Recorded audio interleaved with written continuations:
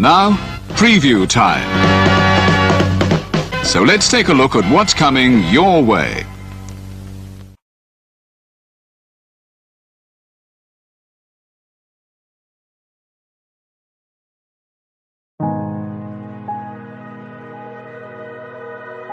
Gary Hebert, the man, the myth, the legend. I was amazed, and I was looking to become a better skater myself, and I wanted to be like Gary. When you look at a guy like this, he's one of the most talented people in his profession. He's been given gifts by God. It can get frustrating at times when you're trying things that, that maybe don't come as quickly to you as other things. And, you never really felt that sense of frustration with Gary. It was always about improvement and positive reinforcement. Was it really the end? Was that head injury really the end? God has called Gary to continue to be a blessing to others and to be a passionate example. My name is Gary Hebert, and this is the World Academy of Hockey, otherwise known as the Inside Edge. I would recommend anybody that have a chance to come to his hockey school. I think it'd be well worth it. It'd be rewarding to all the kids and anyone coaches, from whether it's an adult, a professional player, to a little kid like a Mike or a Squirt. Gary, from day one, has been instrumental to my hockey career. I started out as a potential Division III player, and Gary brought me single-handedly through high school and into a top Division I prospect. I owe it all to Gary, the biggest legend on and off ice there's ever been. Listen, watch, learn, be confident, and have faith. Those are the answers I was brought to. Yet, I only now am really learning how truly important those 5 things are. Through preparation, through appropriate thoughtfulness and thinking, we can learn to untie the typical knots between our ears that drive us into underachievement and underperformance. And lo and behold, we can learn things to fulfill our God-given potential. Gary has the innate ability to make people not only better players, but better people. The life lessons they learn from Gary are incredible. You can always remember leaving that rink knowing as a player I got better, or I had something to improve on to get better. And I think that's what you excelled on as a coach, is giving us the knowledge to know what we needed to do to get better. There's coaches who know the game, but can you communicate and create passion in your kids and in your players? And Gary's able to do that. Gary's got great knowledge and the great hands, but more importantly, his ability to connect with people and care for them. His communication skills, to me, really stand out and separate him, and that's why he's one of the best, in the world. Gary's a legend. He's a special, special man.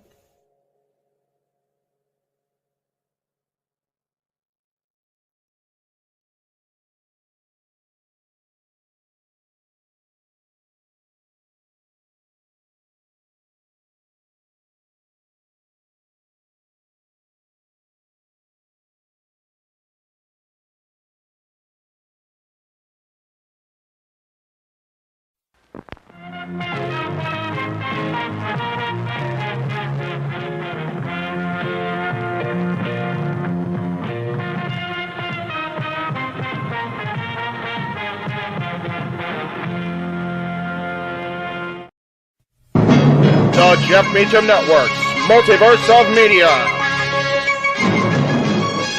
For over 15 years, the recognized symbol of excellence and the standard bearer in coverage of sports and entertainment. What is up, everybody? Welcome to the Jeff Meacham Network Multiverse of Media for our final WrestleMania weekend watch-along event. New champions have been crowned. 3 counts have been registered. Final bosses and tribal chiefs have been dethroned. And we are here for the fallout of it all. Of course, the West Coast professor, Jeff Meacham, our play-by-play commentator par excellence, Noah Foster, And we have two special guests for this little pre-show festivities before the Heeb man gets here, before Raw kicks off the air. We've got Big Baller G and Walter Cruz in the house, both of whom were in the stadium for WrestleMania 40 this weekend. And I'm just going to start turning it over to you two without any further ado, because we've only got about a little over 10 minutes here. Yeah. Big G, what was the feeling in the stadium like when everybody started coming out? The Avengers began assembling, as I put it on the commentary call with Noah yesterday. You know, what were the reactions as we got beat by beat by beat there? Well, I'm gonna go back to night one. Night one was very awesome. I sat in the 200 section, 228, so I was up there. It was very, very cold. It was very, very windy. I enjoyed myself on night one, but with it being cold, I didn't really get into it as much, but like the atmosphere was freaking amazing.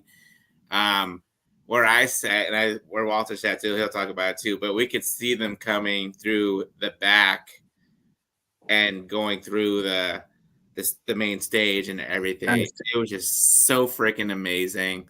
It's cool, right? Like I said, the atmosphere, the energy. I know you guys have watched the Muppets. The two old guys. You guys know the two old guys that do all the commentary? We had Waldorf, right yep. behind us. We had two guys talking the entire night. It was nice. Hilarious. That's great. One said he was from the area but he lives in Virginia, and then the other guy was from Canada, and it was just like, okay.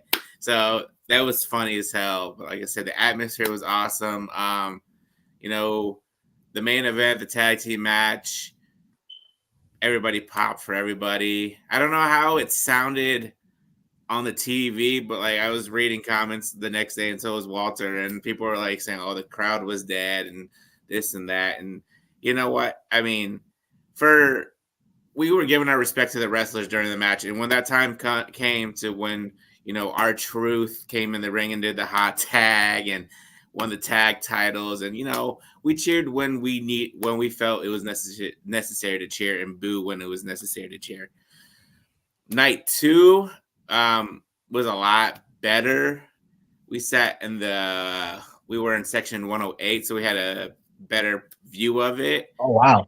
And it wasn't as cold and not as windy, and I got to enjoy it more. I had my buddies with me, so I could enjoy it even more.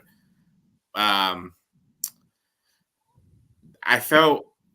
loved night one, but I felt night two was a lot more better, energy wise, atmosphere wise, because everybody like both nights were sold out, but I felt like the energy, because we had Cody finally, was he going to finish the story that night? What surprise? I felt like night two we were going to get a lot more surprises. We got Bubba Ray Dudley in that street fight as a special guest referee. Taker showed up. Everybody, I don't know if you guys could hear it, but they were chanting for Austin right after The Rock entered. And, that gong hit and the place went shit back crazy. Yeah. So, I've seen Undertaker, live on Raw or SmackDown, but like WrestleMania Taker, that's a whole different experience. Uh-huh. I was like, the moment like that, Jey Uso, Jimmy Uso came out, and then Jey Uso came out. My body was we were standing up. My body was shaking. That's how excited I was, because I was like, all right, here we go. So, and then you got Solo that came out, and then we're like, Cena came out, and a John Cena at WrestleMania experience was a lot different than seeing him, on Raw or SmackDown. The Rock coming out yesterday was the second time I seen The Rock come out. So,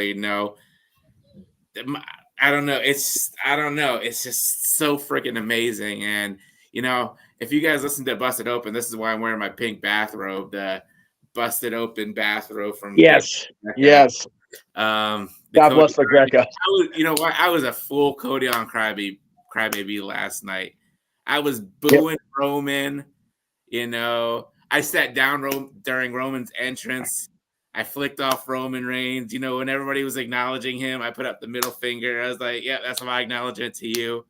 But no, kidding aside, congrats to Cody. Congrats to Roman for, 1,316 days as champion. I wasn't really paying attention to what was going on the ramp, when he hugged Heyman at the end, because everybody was like coming down and Hunter came out and Bruce came out, and that was, oh my God. And then Samantha Irvin, oh my freaking God.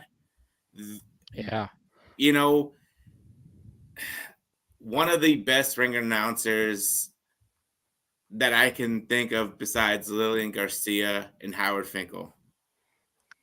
I agree with that. Just the pure emotion, and then like watching the video on X and Twitter and TikTok and Facebook, just her emotion. I was like, holy cow. Yeah. She was shaking as much as you said you were, dude. She was into it. Yeah. Yeah. All right. Before we go over to Walter for his thoughts, let's go ahead and bring in our other color commentator for the night. James is here. Hello. Good to see you, bro. Good to be seen. I'm ready, man. I'm excited for the first time in forever. So I'm excited, man. I'm ready to go. It's gonna be a fun ride they're gonna take us on here. Whatever happens, I'm much more confident. I said I was keeping expectations low during the musings here the first half hour of this hour, but I am much more excited than I was intending to be when I got up this morning about this show. And the buzz is definitely there. So yep. Hey. All right, Walter, go ahead, bro. Tell us what your takeaway is from this weekend. Yeah, this night was awesome. You can hear it in my voice. Night two, I went crazy. Just as a fellow Boricua, Puerto Rican, to see Priest cash in that Money in the Bank and take it from him. Like I went crazy to the point where like my son was like, "Yo, calm down, dude. You're gonna have a heart attack." First Puerto Rican champion since Pedro Morales. Yeah, and like I saw it coming. We all predicted that was gonna happen, but I kind of once I saw CM Punk in that suit, I was like, oh well, my little referee thing is out the window because that was tied up all the way to his neck. So I knew he didn't have anything underneath. But yeah, the atmosphere, and I was at the perfect angle to see everything that gets set up backstage before it happens, like all the little drum set, like that truck, that Prime truck was like covered. It was like this weird cannon looking thing, and I was like, well, Shotzi's injured. So then I started guessing. I was like, that's got to be a Prime bottle. That's got to be Logan Paul's entrance. The funniest thing during that whole match was watching the crew try to back the truck up, and they almost hit two fans. Two, they almost hit the stage. Three, whoever was driving that needs to get his license revoked. They literally took the entire match to back that truck to where it had to go. They literally from start to finish. So how long was that match? 25 minutes? It took somebody 25 minutes to back that truck up. That's crazy. Like, literally. And then, I mean, it was sponsor heaven. Jimmy versus Jay.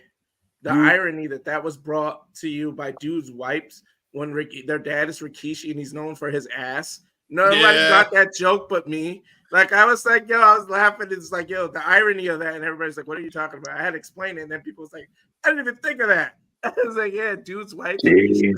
Like, come on. Like the atmosphere. But, like, the street fight, I care nothing. I didn't see one bit. I didn't even know Bully Ray was there. Like, I literally took a picture and sent it to you guys. My point of view was a concession stand.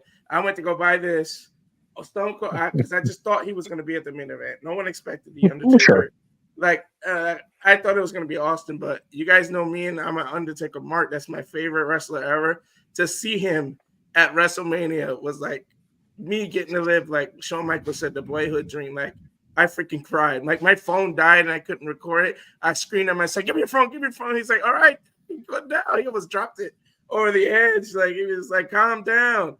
I was like, but for me to actually get footage of the Undertaker in person at a WrestleMania, I've seen him live before, but never WrestleMania. That's like Big G said, like, that's something totally different.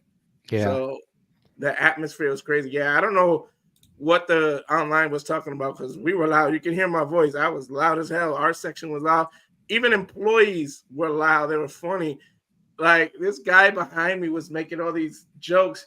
He didn't know. He never saw Jade before, and when he said, "Damn!" He was like, "She can sit on her face." Like the stuff he was saying, like had the whole section crying. Like it's fun to have employees like that. Like, like to play with the fans. And he had a big the Rocks belt. He had it. He let me take pictures with it. So it was cool. The whole atmosphere was crazy. Yeah.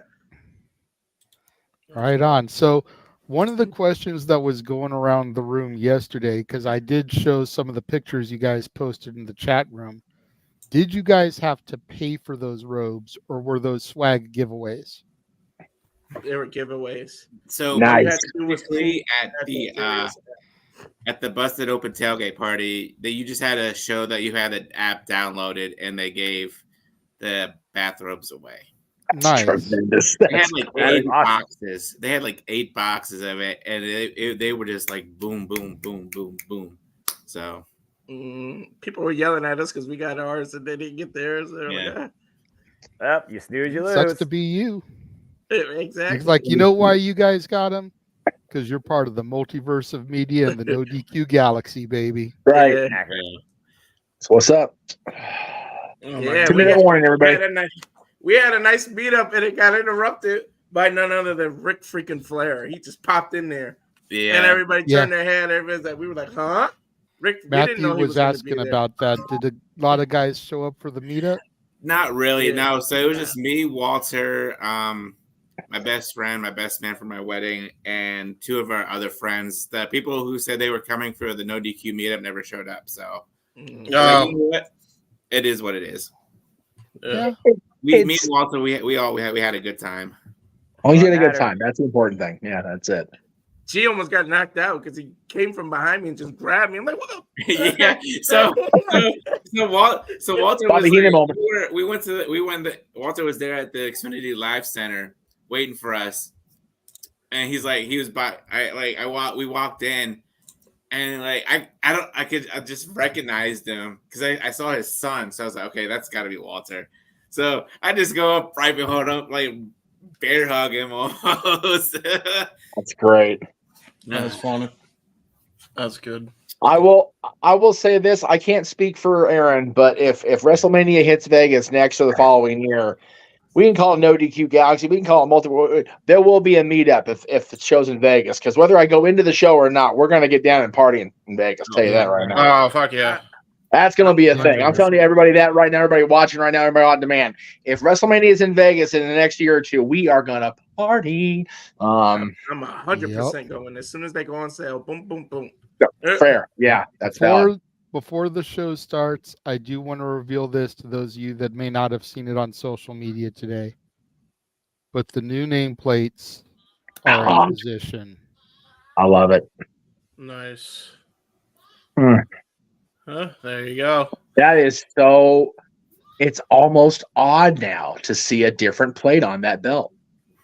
So does Cody by default has to be a SmackDown now? We don't know yet. Find out. Find out right now. All right, here we go. We've talked about the then.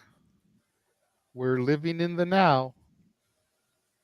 And as of last night, I think we are all here forever.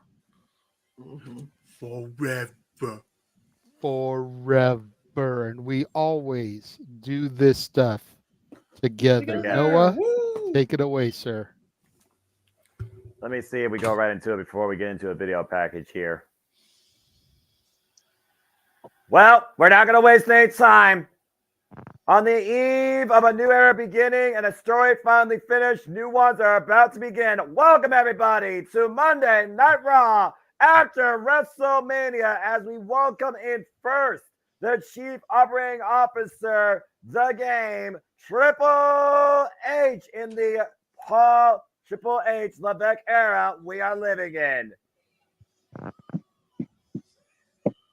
Pass the crown on Canada. For those that are wondering, the first hour of Monday Night Raw will be commercial free as we finally have seen the finish to the story. And welcome everybody once again to Deputy Director Multiverse of Media live watching on events.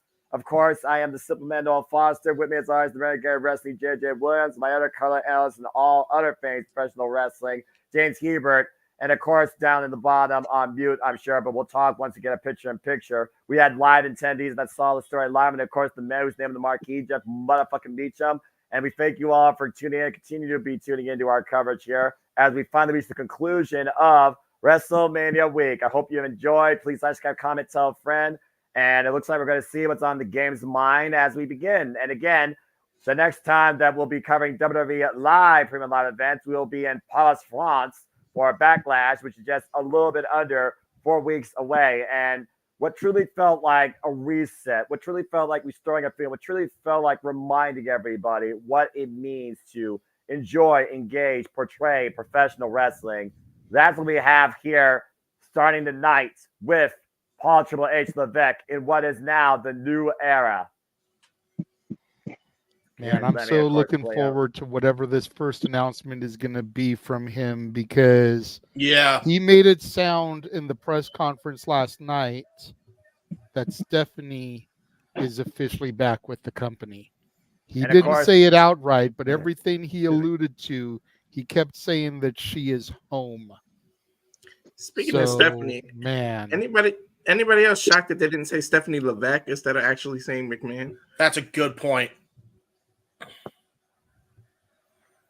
They might start doing that soon, though. Yeah, I'm about to say. And again, folks, go along with us in the chat as we announce it. Please remain hashtag spoiler free for even seconds off. Let's hear what Triple H has to say. And of course, with WrestleMania, you never know what's going to show up. You never know what's going to happen.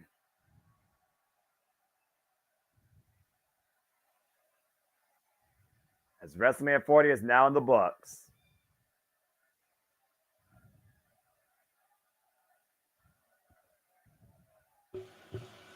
Oh, man, this feels surreal right now. I know. You can tell Triple H is just taking it in as well. Again, this is the new era, the Paul Triple H Levesque era. Triple H has fine-tuned the WWE back into the limelight of professional wrestling. 18,000 chanting, "Thank you, Hunter." 18,001. Thank you, Hunter. He came out here to thank us, folks. Forever humble.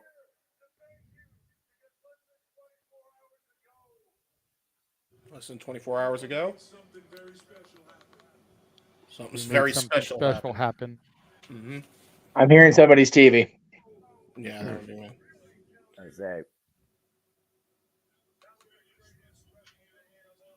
He says that was the greatest WrestleMania of all time. I'm not going to argue.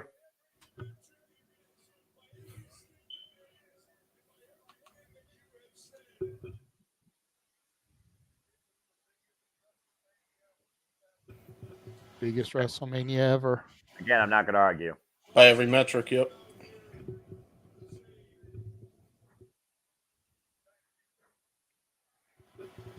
He saw me go live this afternoon and show gratitude. He wants to do the same thing. You and every person in this internet wrestling community with a brain should be saying thank you to Triple H right now. Yeah. The longest pleasure to stand in that ring and welcome us to Monday Night Raw. The longest weekly running episode television show in history. Also wants to say welcome to a new time. Welcome to a new era.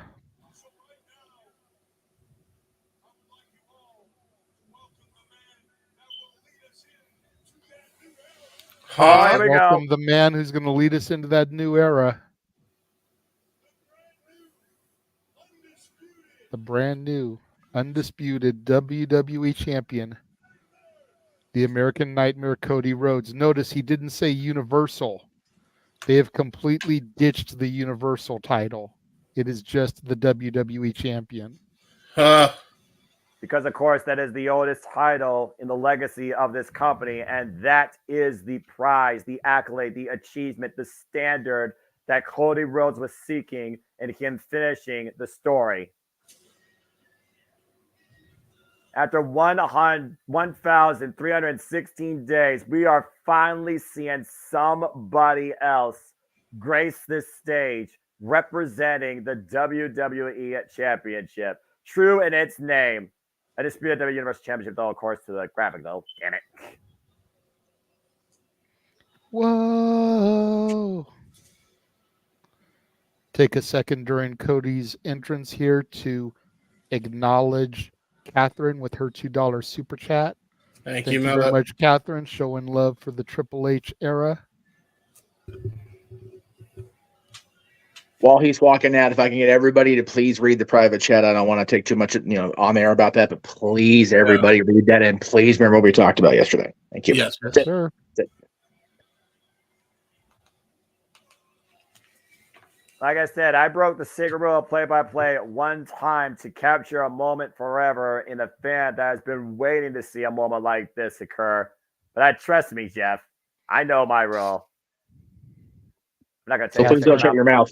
I'm not going to tell you to shut your mouth, though, because you're the man in the marquee. Catherine says, all the boys are in the room today. OMG. What's up, Baller, Rage, Jay Hebert, Noah, JJ, and Jeff? It's good to be seen, Catherine. Always good to have you in the chat room along for the ride, dog. Got to get you up to Cali for a visit here sooner rather than later. That title has never looked in a brighter light than on the American Nightmare tonight. And again, for those of you just joining us that can't maybe see what Cody's holding, there are the new side plates for the American Nightmare. A little bit better detail, a little bit more close up. You knew it had to be the American Nightmare logo. Come on now. Of course. But there was also always the thought, the question, the debate, would we just get a new title? Well, we'll see. I'll tell you, this image that's coming in right now has been floating around the internet for a while. Ooh. Who's to say that that is not in the so distant future? Cody's own winged eagle style of championship. You figure it was him who brought back the old school white strap Intercontinental title. Yeah. Mm-hmm. So I think that was the $1 million question more than the Nightmare logo on the side plates. Yes.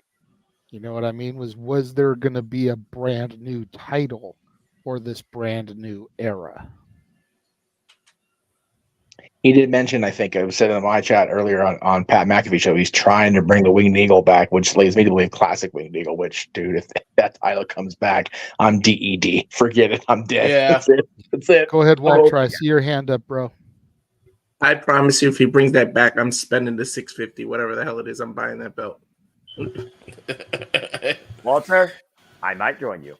I was going to say, if it's an updated Winged Eagle with the new WWE logo on it, I might have to save my monies because I do have the classic Winged Eagle with the classic logo. But man, having that belt in real time, yeah.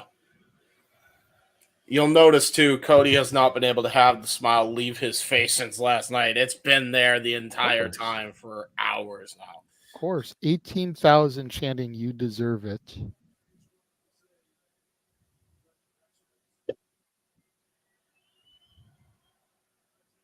Man, this is a sight.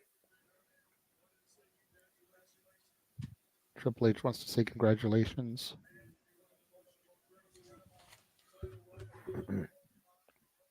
Putting into one of the most incredible title runs of all times to Roman Reigns. It's not BuzzFeed either.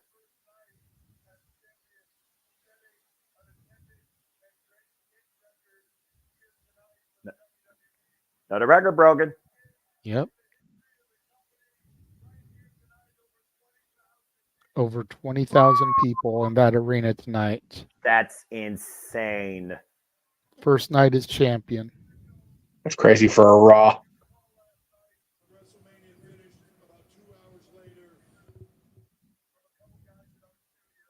Huh.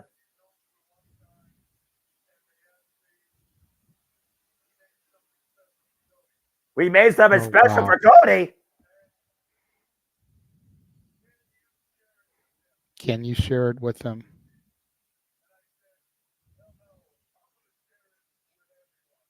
What? So I'm not just going to share it with him. I'm going to share it with everyone.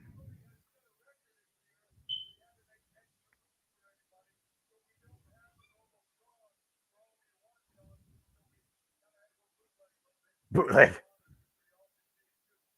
So since we had to make extra room for everyone to be here, we don't have the normal Tron. So forgive the look of This is for you. Watch this video. Ooh. Ooh. Song Rise Up by Andrea Day. That's a powerful song if you know the message behind that. Again, I can hear somebody's TV playing that song. If we can just have that cranked or muted or headset or something, pretty please, guys. I don't want to get dinged tonight.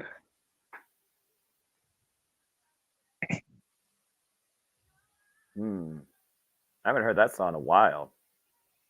It's a powerful song for a powerful moment. Arguably the most powerful moment in this industry's history when you consider, again, Cody Rhodes the first Rose to hold and be called the WWE champion. We know Universal, which is something else in and of itself. Picture in picture here. I said it last night. He started forging a legacy. Then he found himself dashing, became grotesque, distressed, lost in the stars, dismissed himself, and reborn himself outside in the independence through every company possible. And then the American Nightmare returned home to finish the story. What a journey with a son of a plumber, Cody Rhodes. The sync of the words rise up as he rose from the floor just now. That was perfect. No Yeah, kidding. WWE is still the master of video packages, man. No, they'll never be touched on that. I'll give you that much.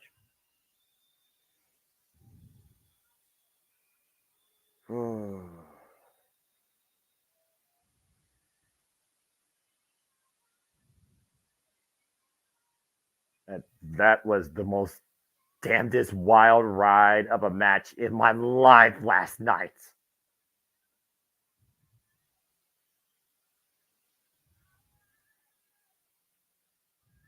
And you think about that moment he had Roman Reigns hooked for the Crossroads, the final trios of Crossroads. The blood shed, the embarrassment faced, the threat of failing again and never getting an opportunity, and Cody refused not to win.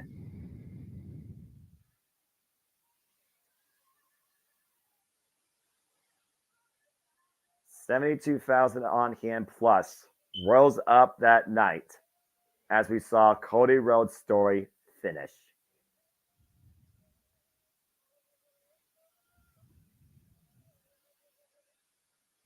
His story continues, like the shirt says. And of course, as you know, Jeff, in WWE, the story never ends. Yeah, this long chapter is finally closed. No doubt about it. But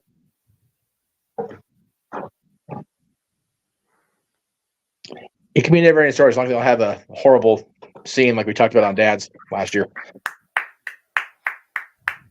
Oh my gosh, man. I know.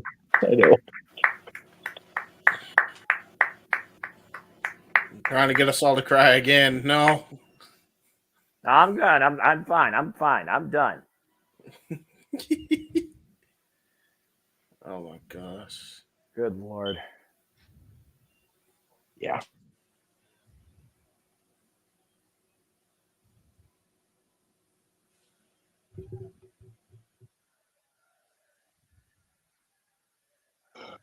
He doesn't just deserve it. He fucking earned it. Yeah. Yeah. Oh, yeah. Without question. And that goes above and beyond any chant you'll hear in WWE.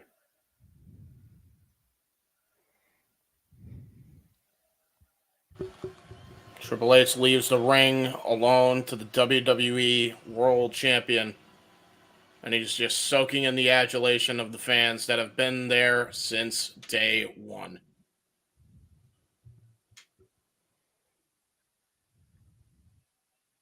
That's what it's all about right there. Bending down to kiss the championship in the middle of the ring.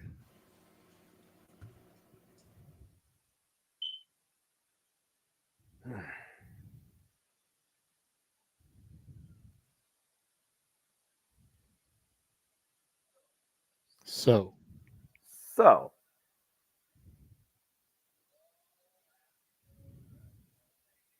About to say, we are here on Monday Night Raw. Think he has a question for us, Noah. I wonder what that question might be, JJ and friends.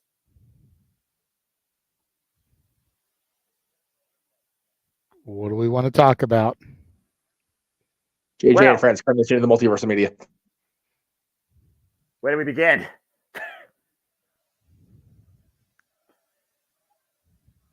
Dadgum.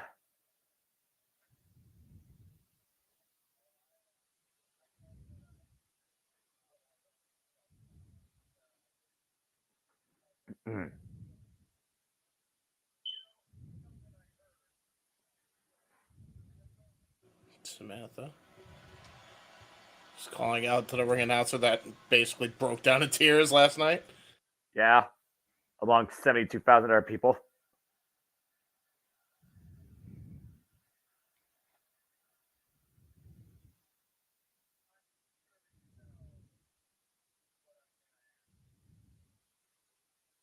I think we know. Yeah. Say it. Like our buffer endorsed.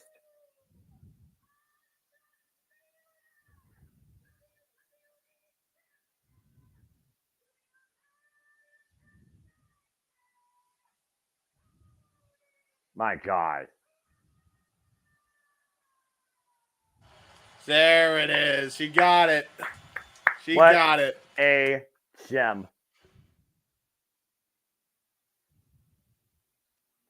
Last night's was still beautiful, though. But yeah, because it was raw emotion.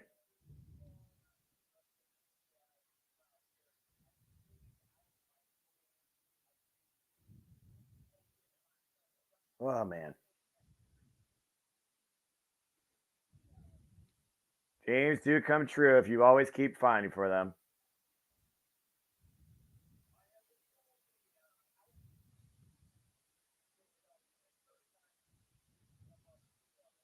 Really?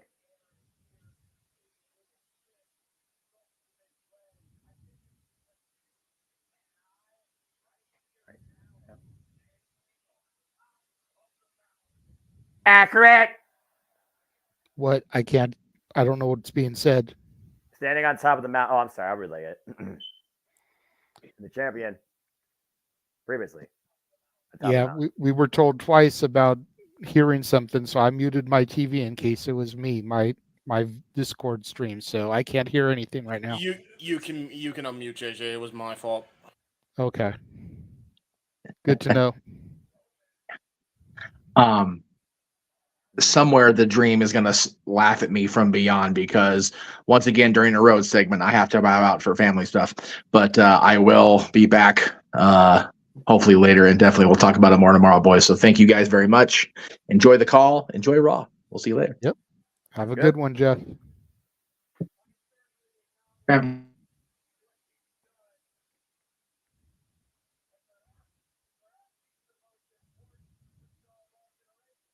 Saying he's the most important superstar of our generation. Even I can admit last night, after 1,316 days, I acknowledge Roman Reigns. Let's throw it up for him one more time then. The man, we probably would not have gotten WWE through the pandemic era without our tribal chief. If for nothing else, acknowledge him for that alone. Hard to argue, JJ.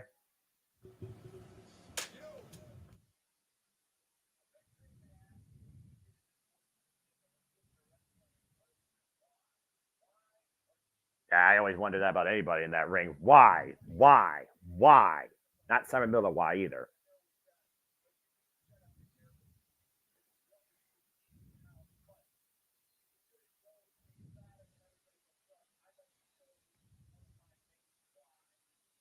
eyes? What?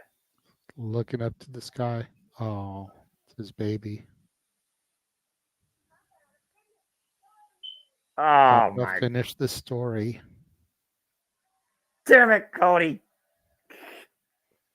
That's One adorable. of his biggest whys.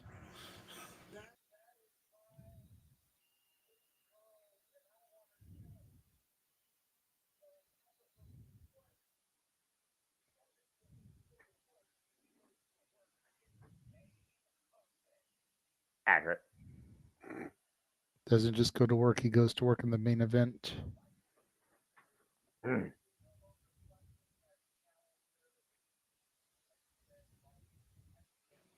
He goes to Papa's work. no longer fighting his challenger, but fighting his champion. Amen to that one. That's a whole different animal of the face, too.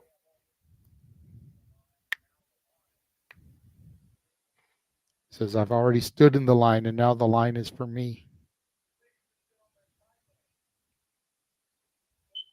Oh! Ladies and gentlemen, my name is Cody Rhodes. Once undesirable, became undeniable,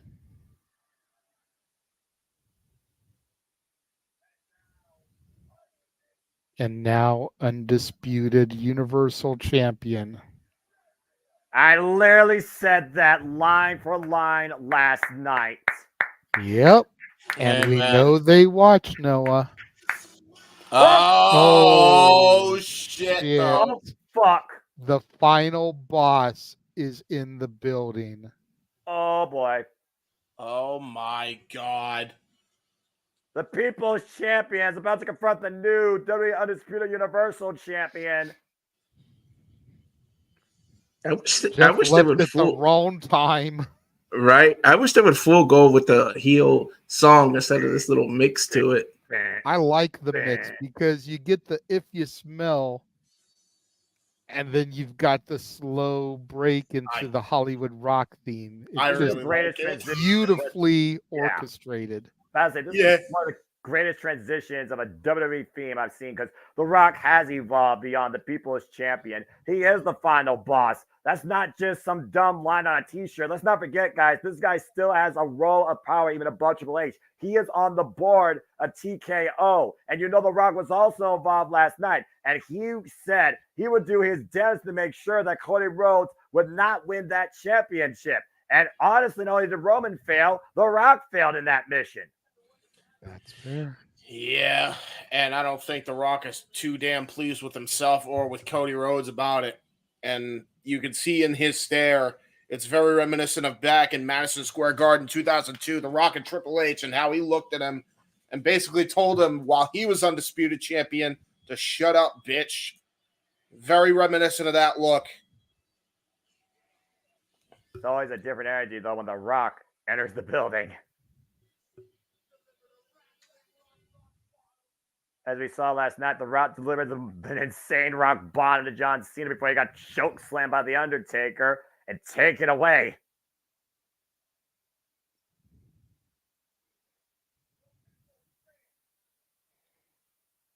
That is a shot right there. I'm not going to lie. That belt, by the way, also, damn. It's the best, unofficial championship design ever. Yeah, I was gonna say for an unrecognized title, it's still good to see Rock with a belt in his hand for him to do his signature pose on the turnbuckle.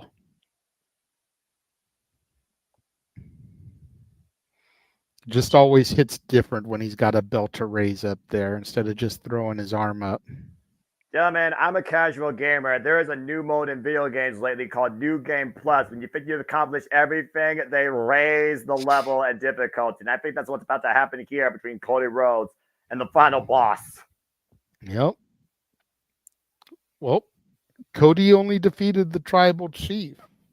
You thought you finished the game, but there's one boss left to defeat. 99% is less than 100%. To your point, JJ, I think The Rock is about to remind Cody exactly of that. Yep. Cody forgot to get all the trophies. Yeah. There may have to be one more he collects.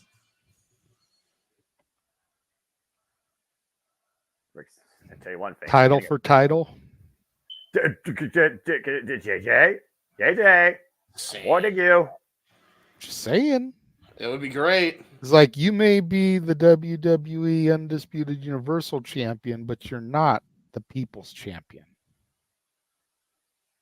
Well, The Rock may have that moniker, but right now I think Cody is the People's Champion. He's our champion. But again, let's hear what the final boss has to say, if anything. Remember the last time he faced Cody Rhodes one-on-one, all he gave was one simple sentence and promise, and he fulfilled it. 20,000 chanting for Undertaker after that surprise appearance last night. I still can't believe I got to freaking fucking call the Undertaker choke slam The Rock. What the hell is my life?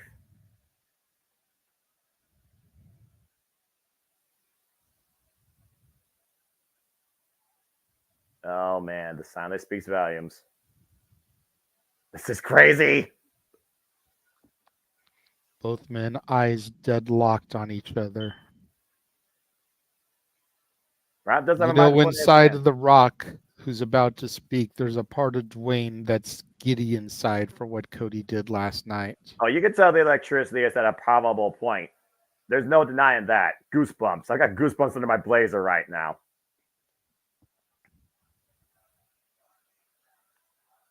20,000 chanting Rocky sucks now.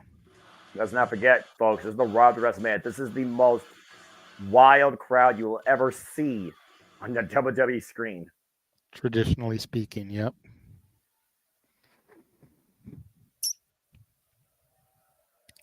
You just knew. It's just typical Rock behavior, man. They Of course. boo. He's got him in the palm of their hand.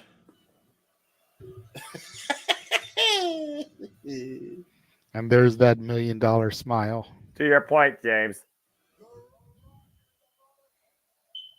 Uh-oh.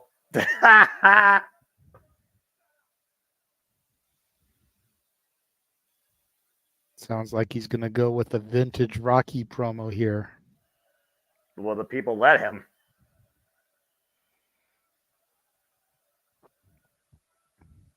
I mean, I know we're commercial free for the first hour, but guys, we're already 30 minutes into the show. The Rock is getting the Dom Mysterio treatment. The crowd chanting, they gotta shut the F censor up. the chant. Good luck, USA Network, controlling this audience and filtering them.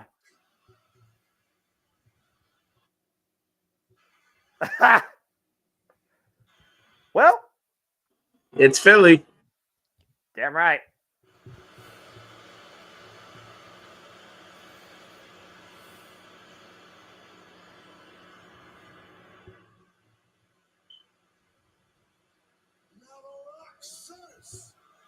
The Rock says, insert boost.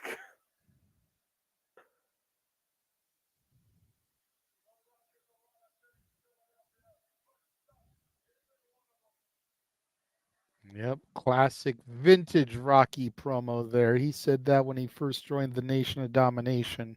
Hard to argue that point.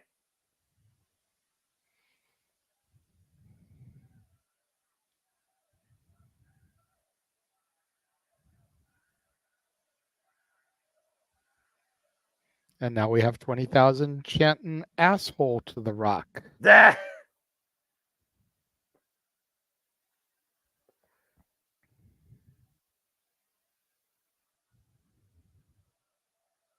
Oh my word. This is heat. This is heat that Dominic gets on a weekly basis. It might turn into the Rock heat now. This is the heat that people wanted to have on WrestleMania Saturday when they were sitting in that arena.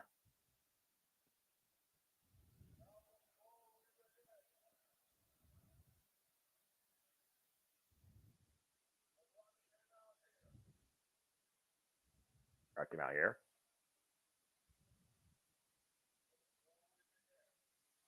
Repeat. Rock him out here. What? What? Philadelphia. Broken Eye Record. Largest gathering. There it is. And the crowd just goes nuts for it. They have course. trailer park trash. Yay! Rocky called us trailer park trash. Why would you cheer this? You got caught out by The Rock. It's like, oh my! Wow, man. Well, it's WrestleMania. Wow, he said, "Chant it now, Philadelphia. You shut the fuck up." Good God. Good luck trying to get an ECW faithful type audience to shut the fuck up. Good luck, Rock. It ain't happening. Oh, man.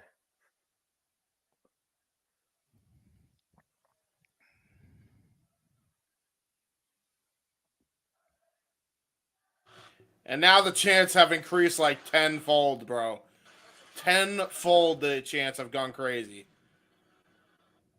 This has been going on for 5 minutes. The crowd is on their feet. Nothing has even happened yet. I think it's Cody safe to now say that just the crowd is raising taking his the show belt in hostage. the air to get a rouse of cheers from the crowd. Yeah. USA might as well bite the bullet and just let it go. Just one night. But this is the show, and this is the night to do it.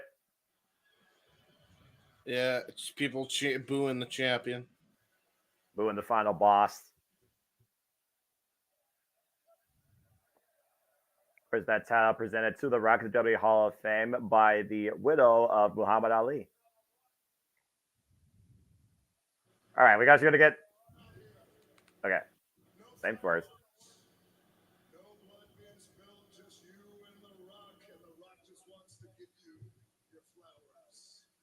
Rock giving Cody his flowers. Yeah. Cody Rhodes, you did it. They can chant what they want, but this is between you and The Rock.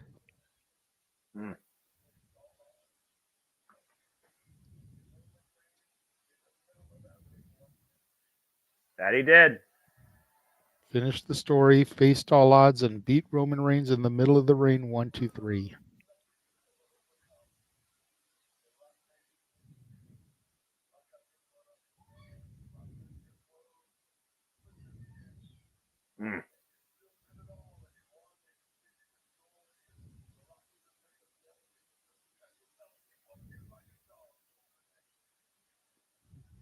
Looking like a dog indeed.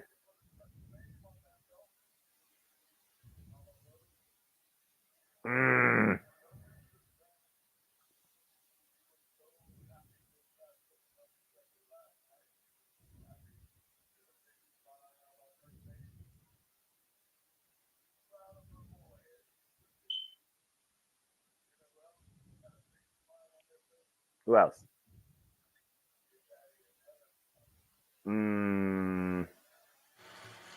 Wow. Dusty. Wow, this is This is a babyface. This is babyface by The Rock. It almost makes you think, is it too good to be true, JJ?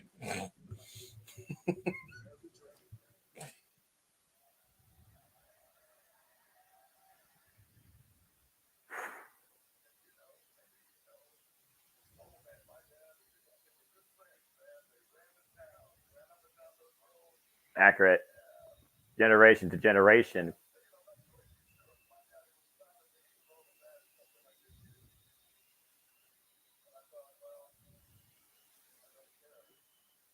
Oh. Rod doesn't care if his dad's not proud of him for what he's done lately to Cody. And you figure about what The Rock's dad's figured about what The Rock's been doing lately.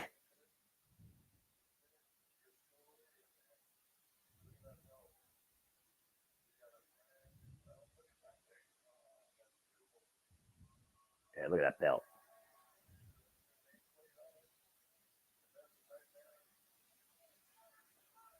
Rock drawing attention to the new side plates.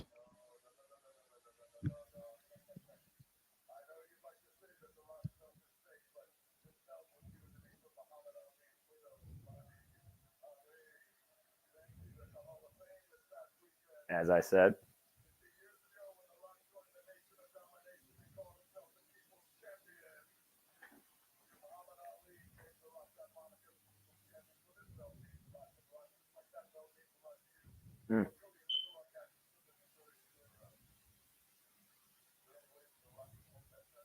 Well, yeah, what?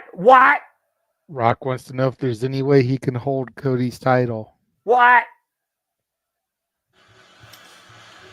That's You the don't thing, think- man. That was my first instinct.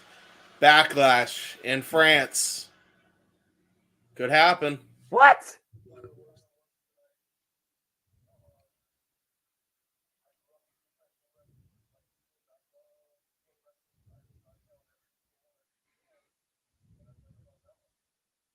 True, he has held every title possible, but he's never held that.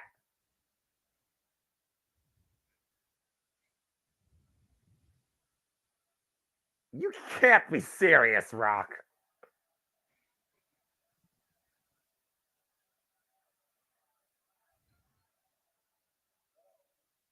Well,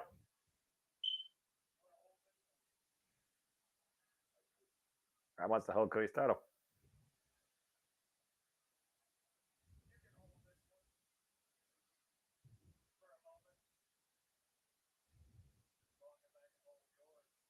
Cody says you can hold it for a moment as long as I can hold yours. Collateral, baby. Hey, that makes sense. Of course, absolutely. I'd be honored for you to hold the People's Champ title. Yes. Rock Let's says do yes. it. What is this? Something ain't right. Something not right about this. I don't know like that. I don't know what to think right now. A little passy do. Okay. A little dosey do action.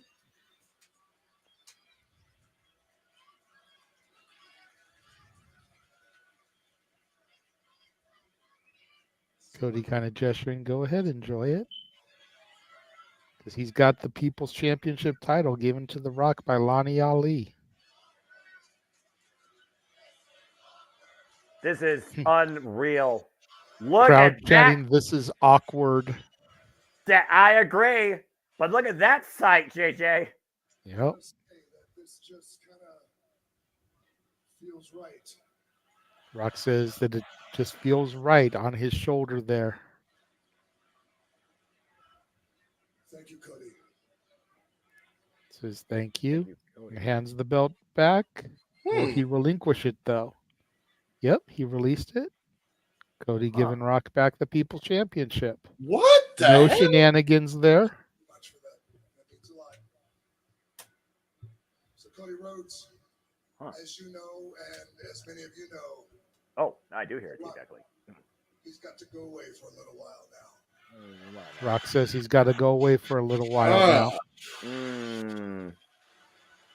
Well, I do know he's supposed to be starting production on a movie here very shortly, so. That would definitely keep you away. Oh, I know. Trust The Rock. The Rock doesn't want to leave either. The Rock loves professional wrestling. Loves professional wrestling. Rock made it cool again. Rock made it Rock cool made again. it cool again. Made it cool again. Cody made it cool again.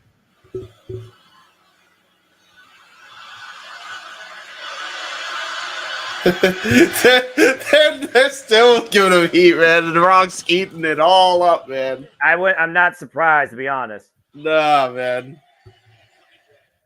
And they're that classic 20,000 singing na na na na na na na na. Hey hey hey, goodbye. When JR Ugly saying that's a coach.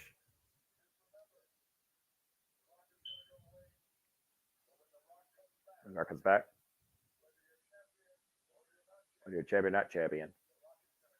All right, come back. Oh, ooh. Mission Yeah, statement point, being JJ. laid down by The Rock.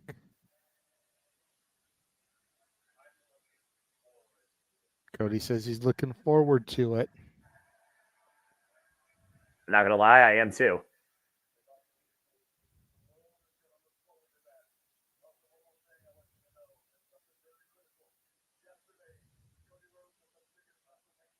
One more thing. Beat Roman Reigns. Yep. Beat Roman Reigns in the middle of the ring, 1, 2, 3. However,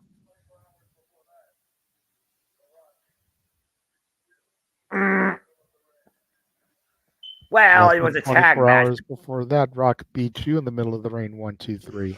It was a tag match. Doesn't matter. Your story with Roman Reigns is over. But our story, sunglasses come off, Oh, shit. has just begun.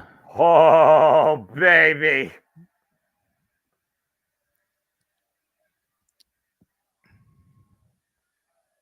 So the news story's title has been foretold. Oh, boy. Oh, boy. I believe that because you're the boss, right? Right. I believe that you're the boss, right?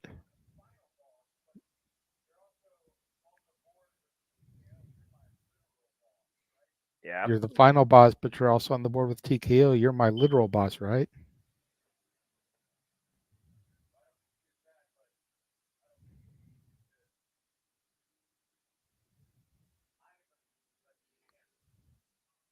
Mm-hmm.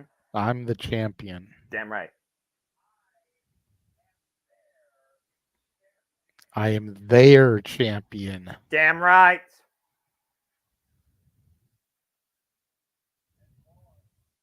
And boss, that means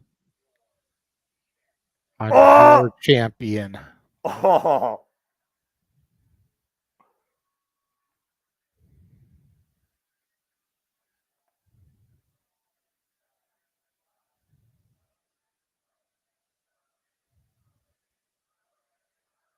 Rock just gives a subtle nod.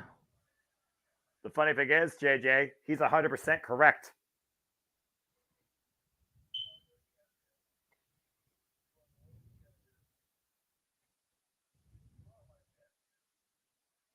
Oh, boy. Rock acknowledges.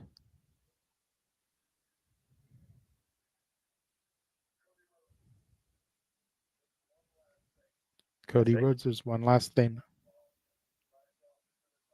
before the final boss rides off into the sunset. I have something to give you. Wait, what? No fireworks. No fireworks.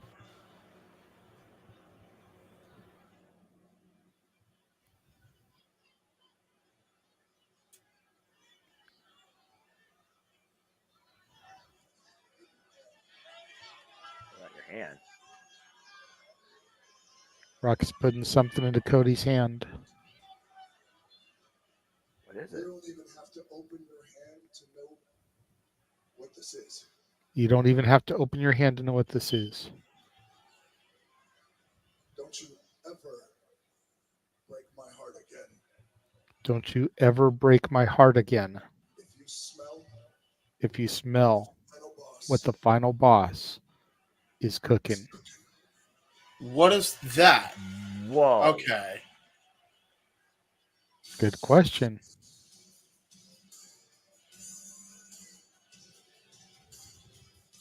Well, the final boss honoring his new champion, the new WWE Undisputed Universal Champion, but clearly the new story has officially begun for Cody Rhodes until the next encounter, though, with the final boss.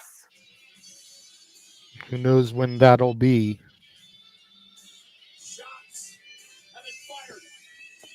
Shots have been fired here tonight, folks. I love that Cody put that in his pocket without them showing it at all. So now we got to guess what that is. Yeah, Again, like what the heck?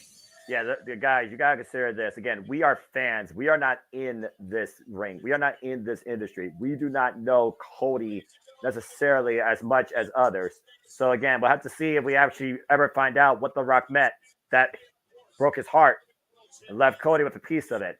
Well, anyway, as we continue, of course, Cody Rhodes was the only champion crowned. As you see the Judgment Day come into the building, as well as the new Raw Tag Team Champions, as the Austin Truth, of course, we're able to claim the Raw Tag titles, as now the WWE Tag Team Championships are officially split.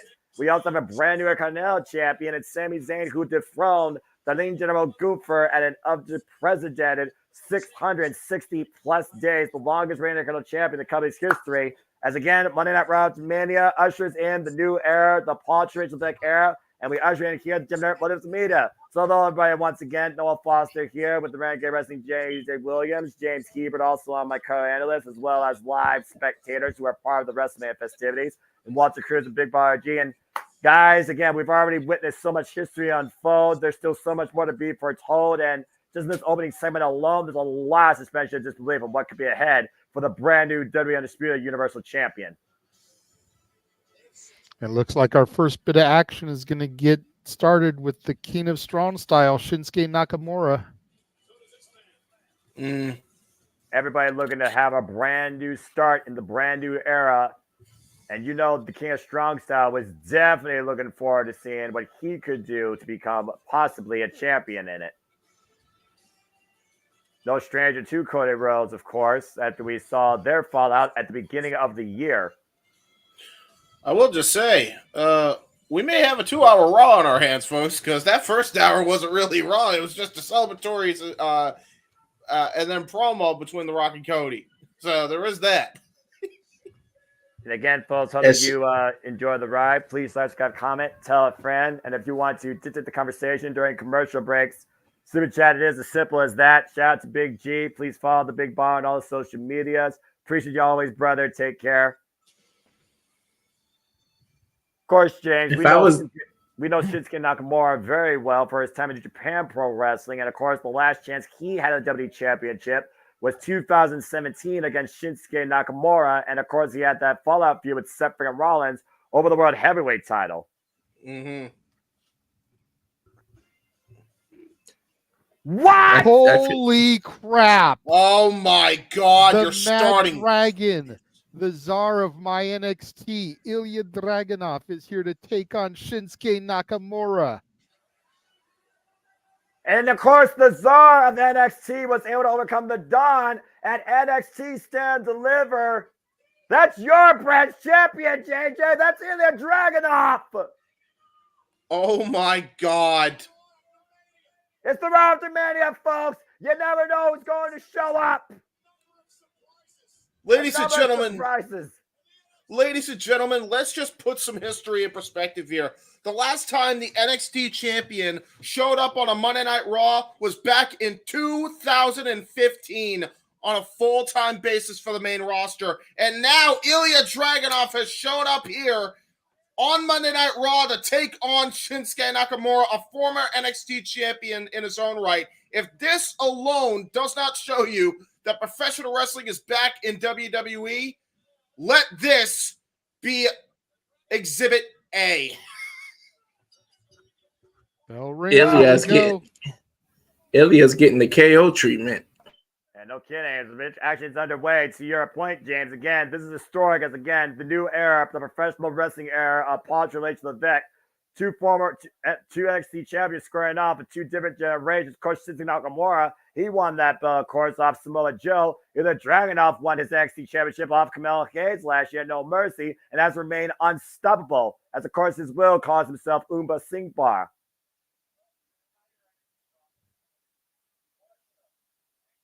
And again, JJ, an incredible show by your NXT. It truly stood and delivered.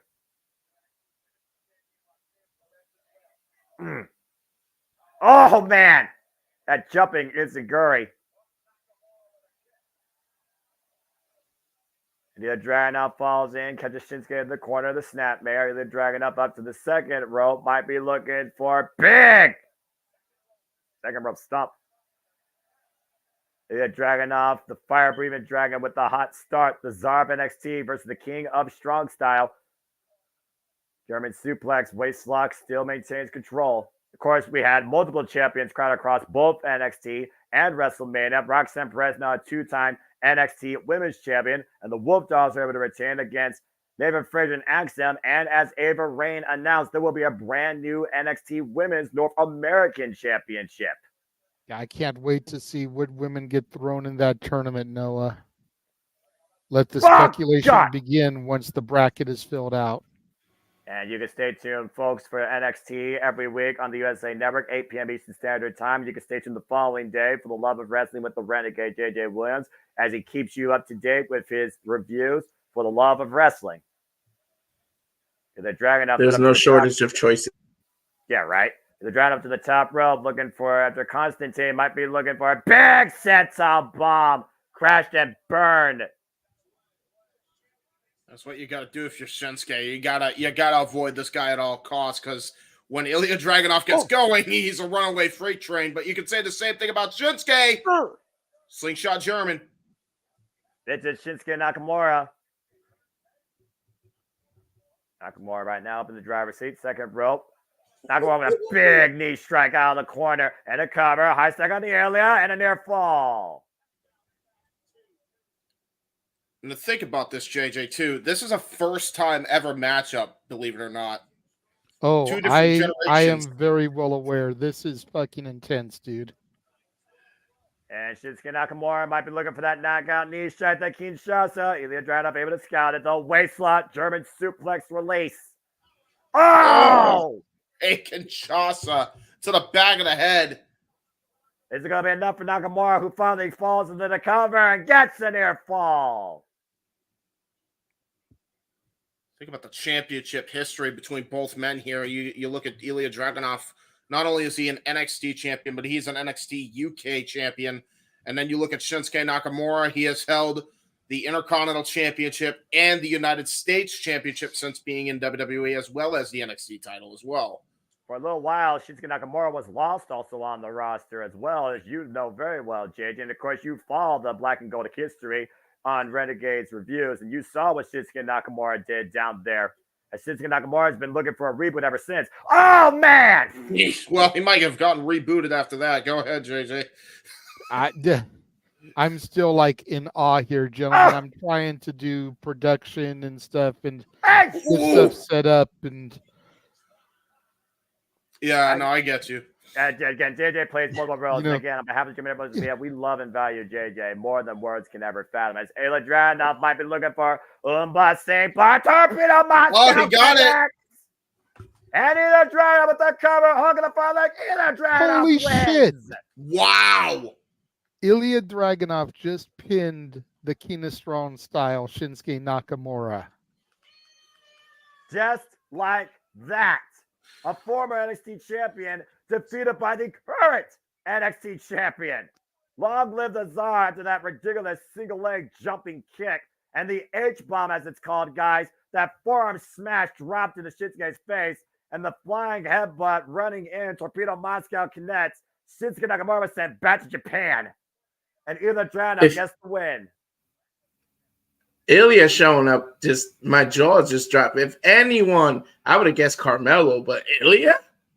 It's still very early in the show, folks. Yeah, Again, I was going to say, still... Walter, we're not even through our first commercial-free hour. Yeah. We have no idea who else is going to be knocking on Triple H's door. As we look back at some of the activities last night at WrestleMania 40, of course, our opening match was for the WWE World Heavyweight Championship, and a freaking Claymore out the gate.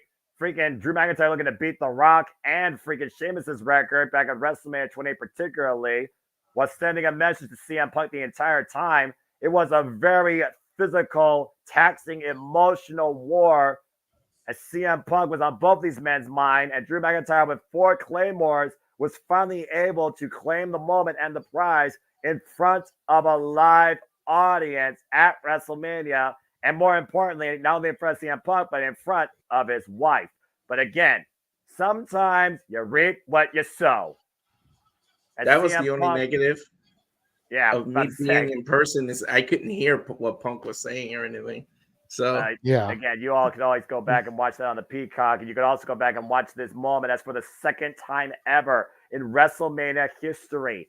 A Money in the Bank cash-in was accomplished, and Damian Priest claimed his first with a South of Heaven chokeslam. Damian Priest claimed his first World Heavyweight Champion, and also is the first Puerto Rican World Champion since Pedro Morales, which I know goes very near dear to your heart, Walter.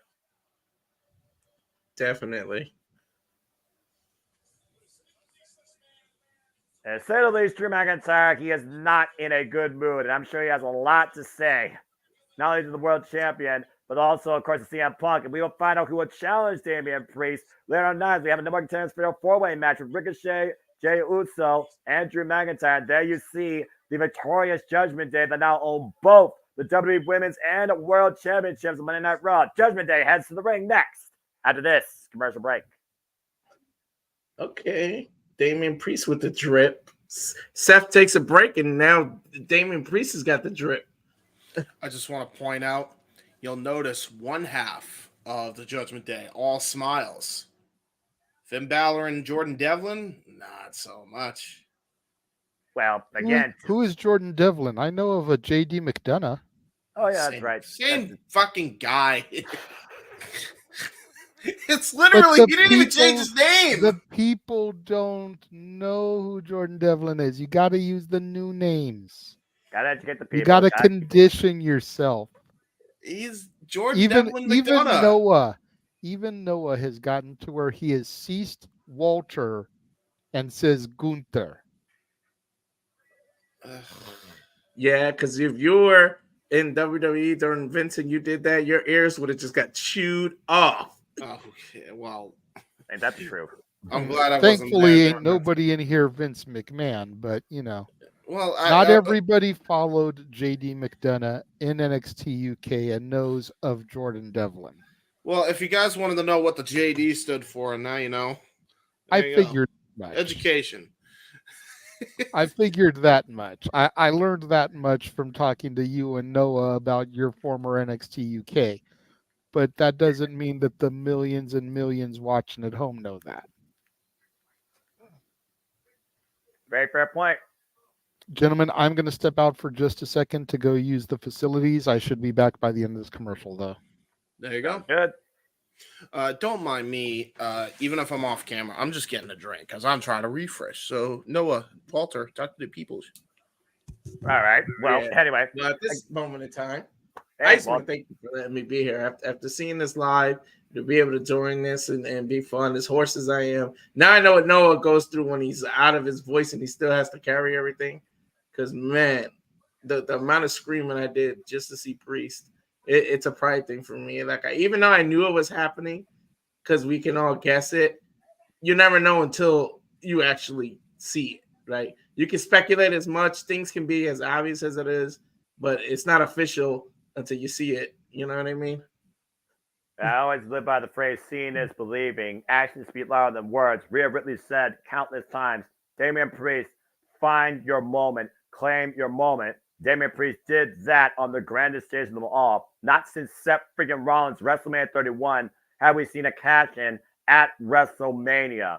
And both cash-ins have been successful in crowning brand new champions.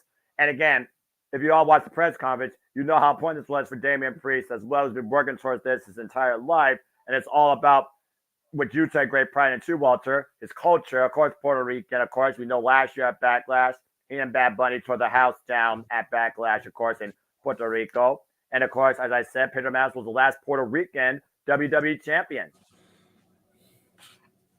And it was in that era where he get to hold it for a long time. Those eras back in the day where it was all Madison Square Garden. But that's true. Let's not take this as a negative. A lot of people say, "Oh, Drew Lawson is a step back." I would be afraid and scared for my life if I was the roster right now. Because think about to have that moment stripped away from you, how pissed Drew is, and what he does when he's pissed off. Yep. And of course, folks, welcome back to Monday Night Raw, WrestleMania. Of course, we had a historic WrestleMania weekend once again. Attendance records, metrics, as James said, broken all across the board, and a new era officially ushered in, the Paul Triple Levesque era, where professional wrestling is back again. And truly, WWE is professional wrestling. We saw the tag titles change hands, Intercontinental Championship change hands, the World Heavyweight Championship, the WWE Women's Championship, and of course, the undisputed WWE Universal Championship changed hands, as Rhea Ripley and Logan Paul were the only ones to maintain their hold on the championships respectfully. Thank you, Matthew, for that news. Apparently just tweeted by WWE. The draft will be April 26th on SmackDown and April 29th on Raw. Well, not bad. JJ, I know you're basically like the Adam Pearson Nick Aldis versus the Jeff Levesque, but should we make it official?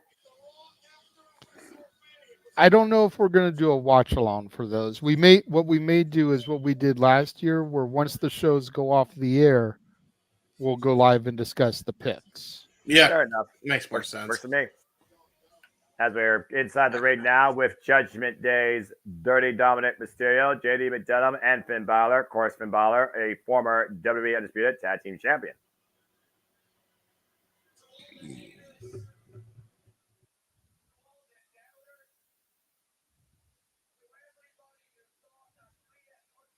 All the haters, all the doubters, to all those that thought Rhea couldn't beat the man.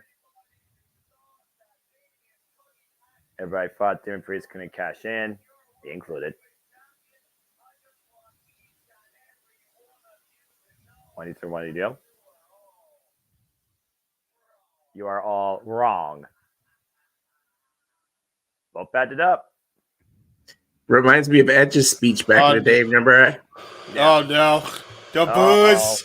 The booze. Here we go again. Oh boy. Oh my gosh. Damn it, Dom. What's he say? My mommy, Rhea Ripley. That's one way to change the mood. Rhea Ripley said in her exclusive guys, she didn't want the mom. She didn't want the parent. She wanted the man, and she got the man, and the man took Rhea Ripley to her limits. But there's no arguing now. Not only is mommy likely to stay always on top, but mommy now leads this generation. As she should. What did you guys think of the live performance of her entrance? I thought it was awesome. Yeah, very good done. About how Motionless, of course, was one of her musical inspirations going all the way back to her days in high school. So that moment, the fact that they were literally wearing her gear, cosplaying as her, she hopes that was a moment just as big for them as it was for her, as once again we defined music and pro wrestling together. And Rhea Ripley once again defines why she is the Eradicator and has been now the Women's World Champion over a year. Arguably, JJ, you said it before, you were tired of seeing the horsewomen on top. Rhea Ripley says that maybe the era of the horsewomen is over because you think about now, Rhea Ripley has beaten back-to-back years Charlotte Flair and Becky Lynch, two of the greatest of all time. That's fair.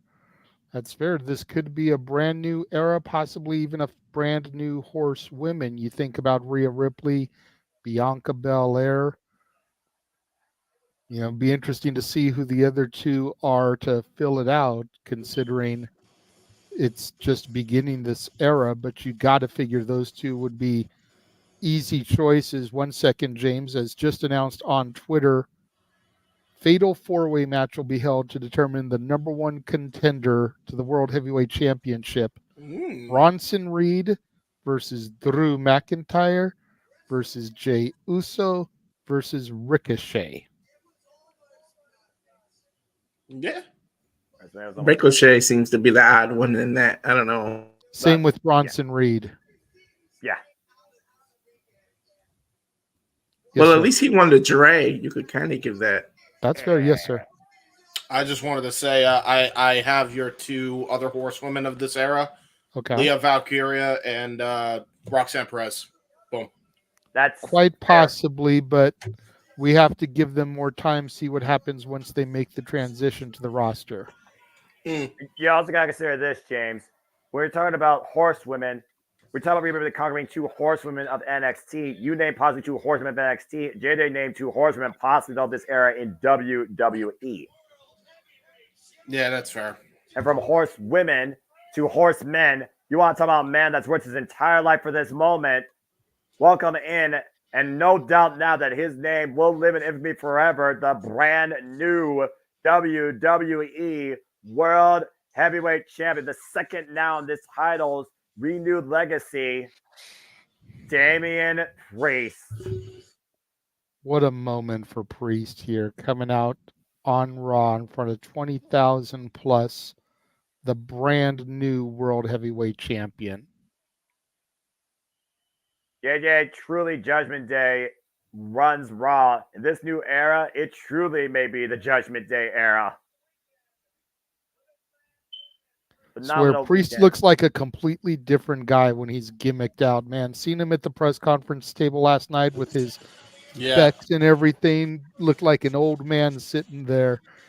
And today looks 20 years younger in that suit, full gimmick, championship over his shoulder.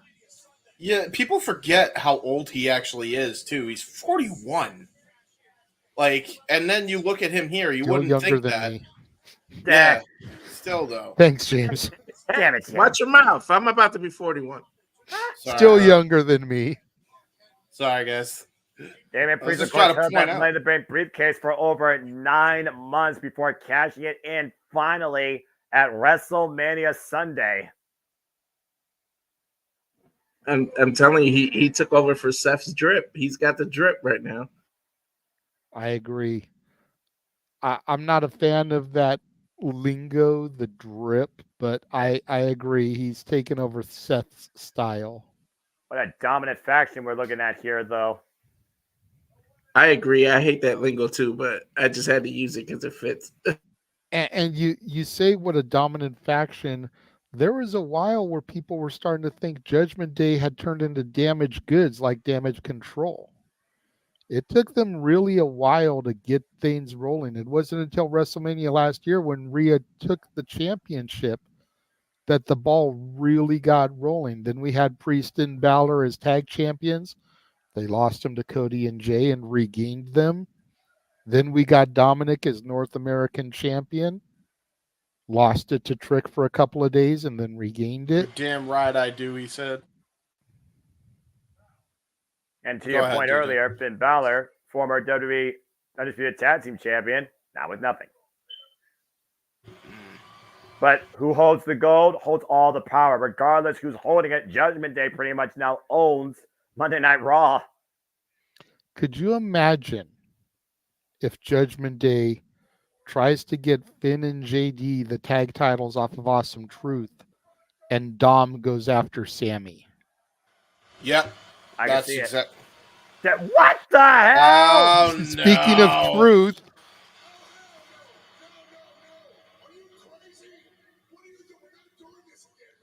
Priest asking Truth if he's crazy.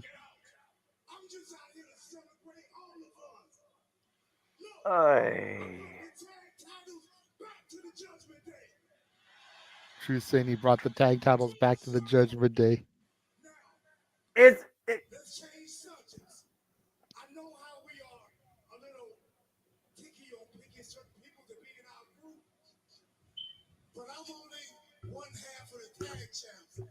Truth says he knows we're picky on picking people to be in the group, but he's only one half of the champions. That's the most true statement you've said in the last 20 years, unfortunately, but it is accurate.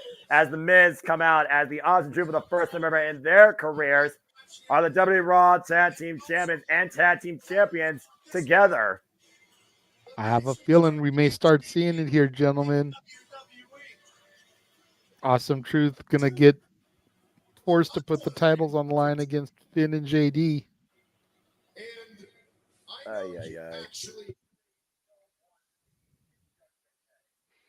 Miz saying that he knows that Truth doesn't want to be in Judgment Day.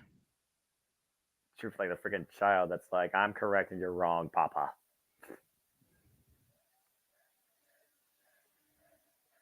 And of course, this bizarre world agrees with Truth, because why not? I want security to surround every arena from here till the end of time to make sure Nick Cage doesn't try to come in and steal this national treasure. Yeah, and unblock me, please. Yeah, unblock Walter. This guy warps my mind more than Toru Yano.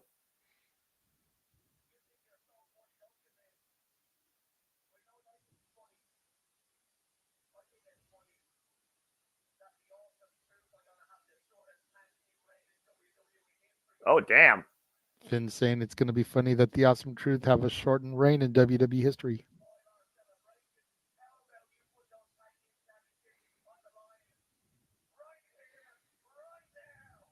Tag team How title about you match? put the titles on the line right here, right now?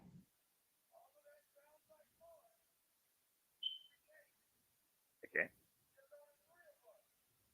What? 3 of you?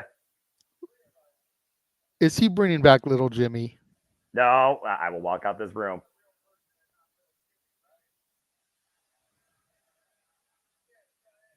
Okay.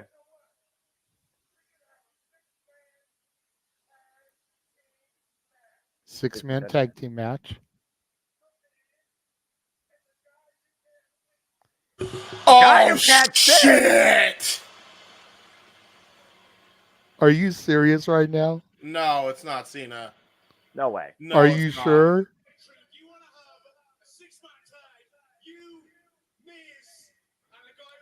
And the guy you can't see against the Judgment Day. What? JD says you're on. Yeah.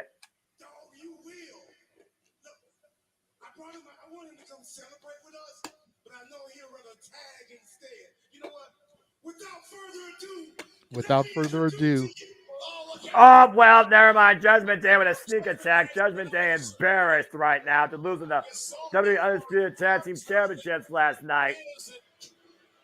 And once again, R-Truth and The Miz That's not good. had a Judgment Day beatdown. That's not good. If Cena music really hits, I'm going crazy. I mean, again, it's 5 on. Even with Reba out there, it's without Reba, it's still 4-on-2. I guess we're going to commercial. Yes. So.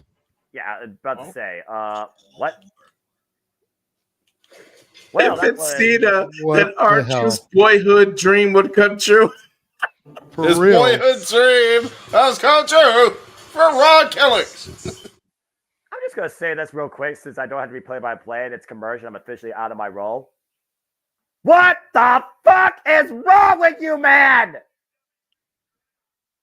Everything. Yeah. Right? Everything. And there it was There's for an the official- draft. Yeah, there we go. My brain. Now, will they actually take it serious this time? You can't put R-Truth in serious. Oh, wait, you're talking about the draft. Well, I mean, Yeah. Again, with defined, separated now tag team championships and a 40 figures with a mind for the business at each helm with Nick Aldis at SmackDown and Adam Pearce on Raw, arguably this could be the most properly produced draft we have seen in WWE. And not to mention Ava Raine on NXT, because I imagine NXT's got to be involved. Well, let's not forget, in the last draft, NXT lost Indy Hartwell. They lost freaking, good grief, who else did they lose? There's other times, but you think about who actually thrived versus who, So, again, I'll be watching, but I'm curious, and I'm also curious to see if a champion gets drafted again, because that was a bullshit move. Let's put JJ in the spot. One NXT star gets drafted. Who do you think? Not what show, just somebody is gone off of NXT. Damn. It's commercial. Gotta fill up some time. You're brilliant. I've got to go with Trick Mello. I'm taking a cheap way saying two, but I think both of them have got potential.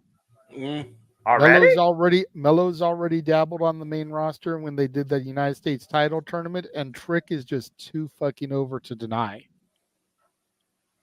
He is too over to deny right now. Yeah. I get what you're saying. I do want to see Trick get an NXT title run, though. I gotta see it. My brain. It's not even a dumb meme edit. That's an actual shot. That actually looks good with Priest's outfit in that red title. For real. It does. It does complement it. Fuck hell. Can we get rid of the brand exclusivity titles, though, please? Can we go back to what they used to be called? Which, please, please. I mean, What, the World Tag Team Championship and the WWE Tag Team Championship? Yes. Or you could call one the Universal Tag titles and one the World Tag titles. That works. And you have. Well, they've been doing that lately with the men's and women's titles, so they might do it with the tag. But I mean, the women's not universal. It's World Heavyweight and WWE. So again, speculation, but I honestly could see something defined for both tag team divisions by the draft, to say the least, with the titles, as long as they no longer look like cherry and blueberry. I was just gonna say, I don't care what you call it, just redesign it. Accurate. Yeah. Tell him, Steve Dave. If you know, you know. Tell him, Dave Steve. Oh, Cody Rhodes, he's back.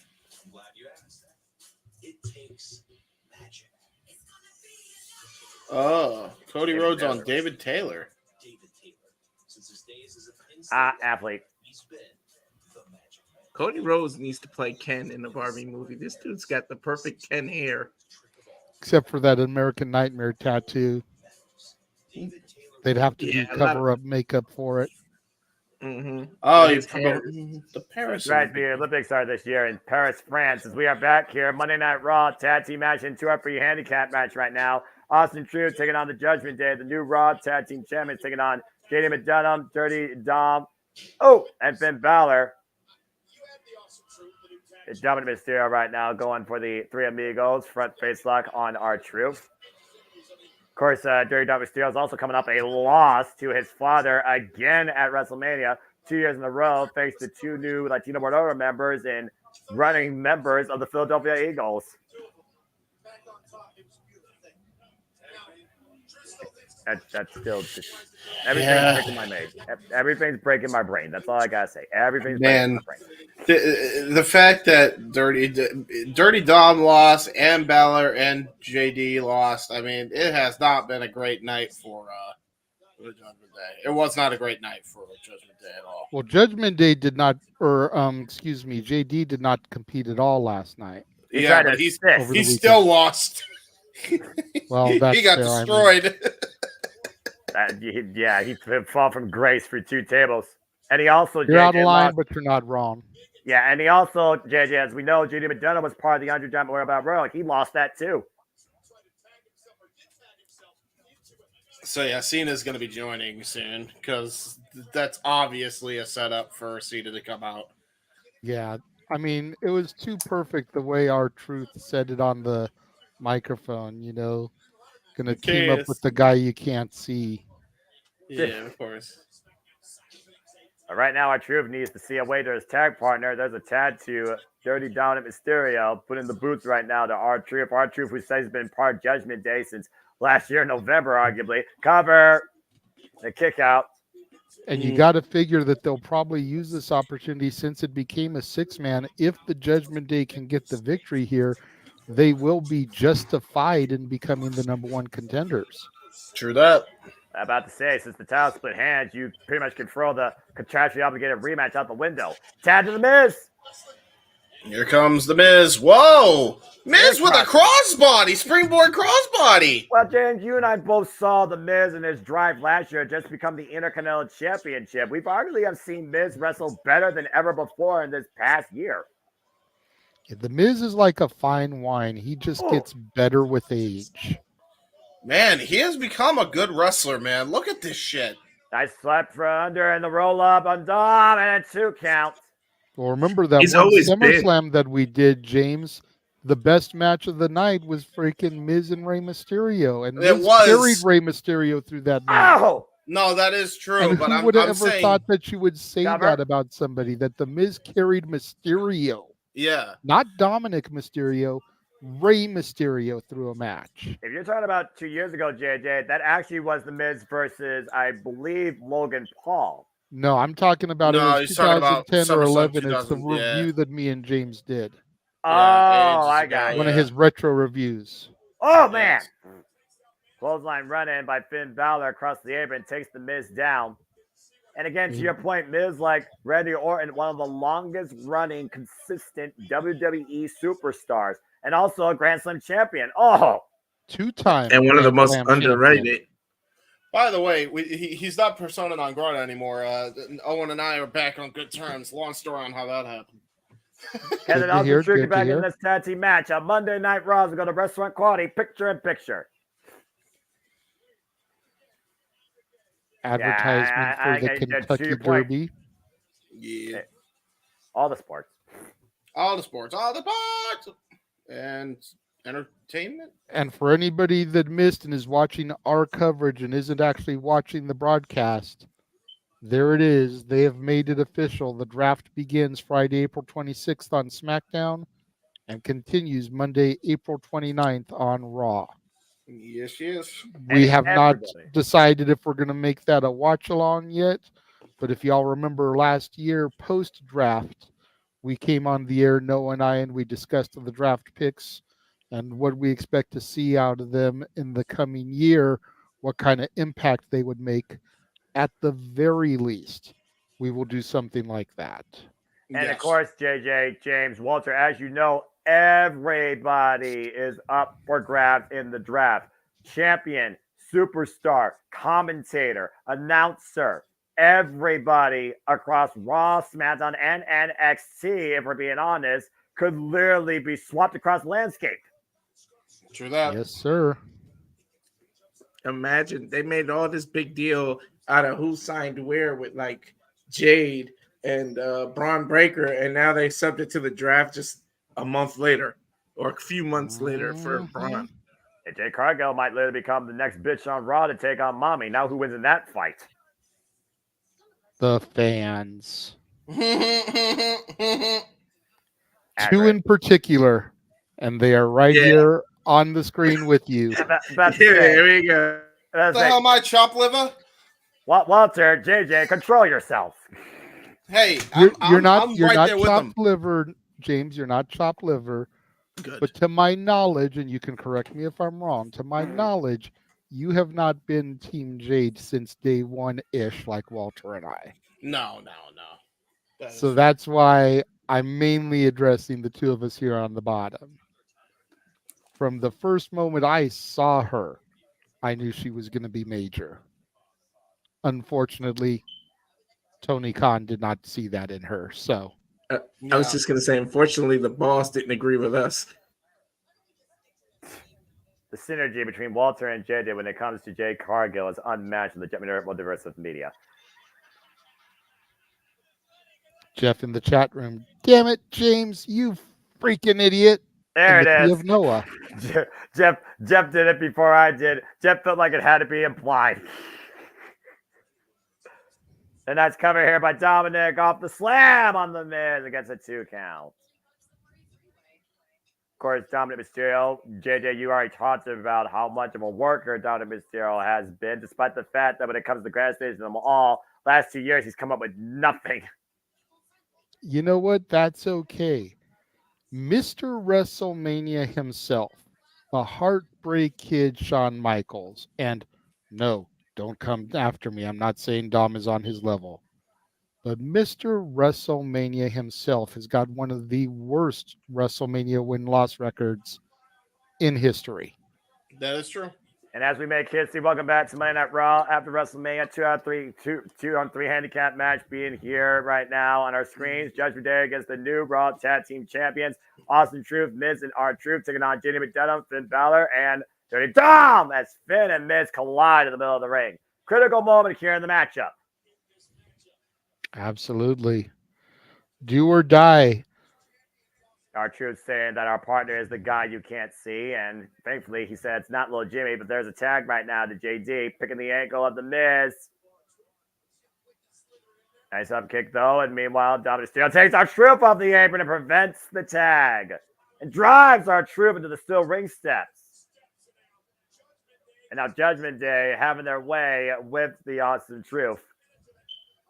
JD McDonough taking advantage of an uppercut in the mounting position right now, teeing off against the Miz. R-Truth laid out on the outside. Of course, JD McDonough. You got to wonder if we still may end up turning this into a full-on 3-on-3 match. Because we were told, their partner is someone you can't see.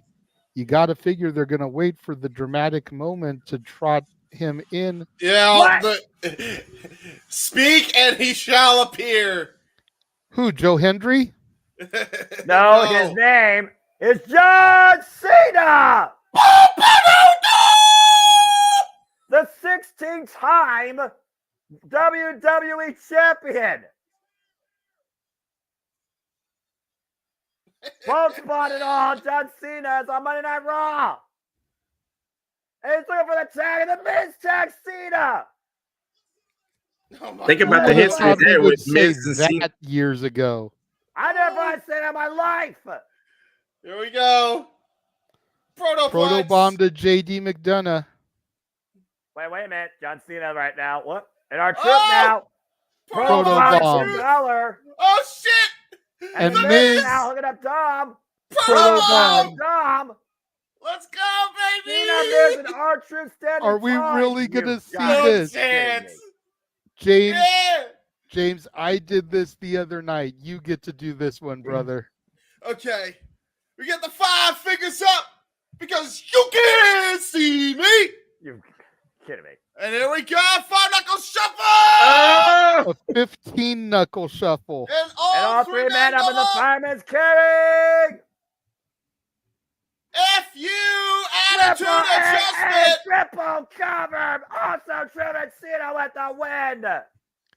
What the holy hell, you guys? That's a nice paycheck for short work for Cena. Yeah, exactly. What the hell did I just witness? His 5 moves of doom, baby. You just witnessed the very first ever 15 knuckle shuffle. Oh, no. Well, again, I'm glad we're doing it in the wrestling talks. This is not in the other context. Because You never 15 know knuckle what's gonna shuffle, let's happen. not talk about that. The Raw to WrestleMania. Well, Cena, we may not be able to see you, but that ball spot's pretty visible. Yeah. This is fair. Oh, my gosh. Get Bosley, bud. Can we just take a moment to digest the fact that The Miz just tagged the man that he pinned in the middle of the ring at WrestleMania 27 with 0 outside interference whatsoever on his own? JJ. Stop it. Stop it. An hour and 29 That's minutes not what into the happened. Raw. An hour and 29 minutes into the Raw after Mania, and it's already better than the last like 2-3 years combined. Yeah, no shit. It's kind of hard to beat the last 2 considering they were under Vince's era and they stunk out the joint. And the biggest game ever in WWE Monday Night Raw history. Oh, my gosh. Which is the reason I couldn't go, because them tickets are like, don't try. No. Well, again, you were part of the week, and it's been a phenomenal week. And of course, here at the JMN Multiverse of Media, and also, of course, for WrestleMania, as we talked about earlier, the Andre Memorial took place last Friday night on SmackDown, and we saw Ivar and Bronson Reed come down to be the final 2. As Ivar went for a moonsault, he went for broke. Bronson Reed capitalized, and Bronson Reed adds his name to that trophy, winning the Andre the Giant Memorial Battle Royal, and has a huge chance tonight to punch his ticket to challenge for the WWE World Heavyweight Championship. There you go. Let's see, the boss man has popped in here. What have you got to say here, boss man? Just wanted to say it's great to see everybody having fun during the Raw after Mania. Yeah. Just so you know, because I don't know if you were near a television or whatnot, but here is how that match came about. Damn it. Truth crashed Priest's celebration. God damn it. That is Ron, how that match kind of came to be. That man is a treasure. No, he's not. He's breaking me out, Jeff. He's worse than Toru Yano. How the hell does this man still exist? Nothing makes sense. You shall not disparage the good name of Ron Killings on my Multiverse of Media. I forbid it. That man is a treasure, and I love him. And he needs to keep on doing the things. And it's because of him that we have the John Cena 1 match a year streak intact. John is good until New Year's Day now. God bless him. Oh, yeah. But John, I love you, Truth. But John can take the next 8 months to buy hair plugs. Yes. Hair plugs. He can use that paycheck and the one he got last night and invest it in that. Dude, it's a part of life. Have Undertaker chokeslam you hard enough where you hit the mat like an NXT so the black just like imprints on his head. I'm good. Yeah, right? Or something. Hair Club for Men. Here's the other thing. We assume he's only getting the paychecks from the WWE. The dude does voice acting work now. He's got plenty of money. Yes. Yeah. Yes. Yes. I made the joke while you were off screen that we need to have security surrounding the arenas from here on out to make sure Nick Cage doesn't try to steal that national treasure. Yes, that is accurate. Especially And being in Philadelphia. I have seen Nicolas Cage commit crimes in Philadelphia before. Well, seriously, yeah, the man's legitimately gone to prison. Independence Hall is right there. That is some close knit drama. Like, no, We're talking about He the same stole guy Ben that, Franklin's yeah. bifocals from Independence Hall. he We're talking did. about the same guy that cut John Moxley's tongue out of his mouth. Oh no, the different No. Nick Cage. Different Nick Cage. No. Not Nick Gage. Yeah, Nick Cage. Like Cage. Nicolas Cage. Yeah. Cage match. Yeah. The movie star, Face Off. You have to remember, Noah doesn't watch movies. That's why we can do this with him, and he gives stone cold reactions because he doesn't get the Yes. joke. He doesn't realize Yeah. that Nick Cage was in a pair of movies called National Treasure. So treasure. He doesn't get that because even when he was once a wee lad, I don't think those movies were anything he would be watching. They weren't even on my radar. Dude, By the way, Noah's do understanding your that reference was homework, bro. Noah's understanding that reference was gone in 60 seconds, guys. You got to remember that. Okay, just there you go. go. No, I love it. I love it, Jeff. Let me just say If this. you love that, hold on, James. If you love that, Walter, go back and listen to our commentary from the tag team main event Jesus from Christ. night 1. I dropped so many rock movie references. It was hilarious. Jeff was over here trying not to commit suicide on the air with everyone I dropped. Seriously. And Noah, Literally. of course, not being a movie guy, missed every single one. Everyone was going over his head. No, First off, I've seen Walking Tall. That's one of my favorite movies. I was watching me laugh. That me and my Okay, mom so there was watched. one or And- two you got, but most of them went over your head. And plus, as the play-by-play guy, I have the freaking role to stay stoic and Yes, not break exactly. against you. And you came that close to breaking me. Hey, you know what? If we're not careful, we're gonna get Noah and somebody else in the face off here. If we don't get stop rounding him up. Now, hear me out though. Lock them in Yes, cups like ex-con Dom, throw them on Con Air.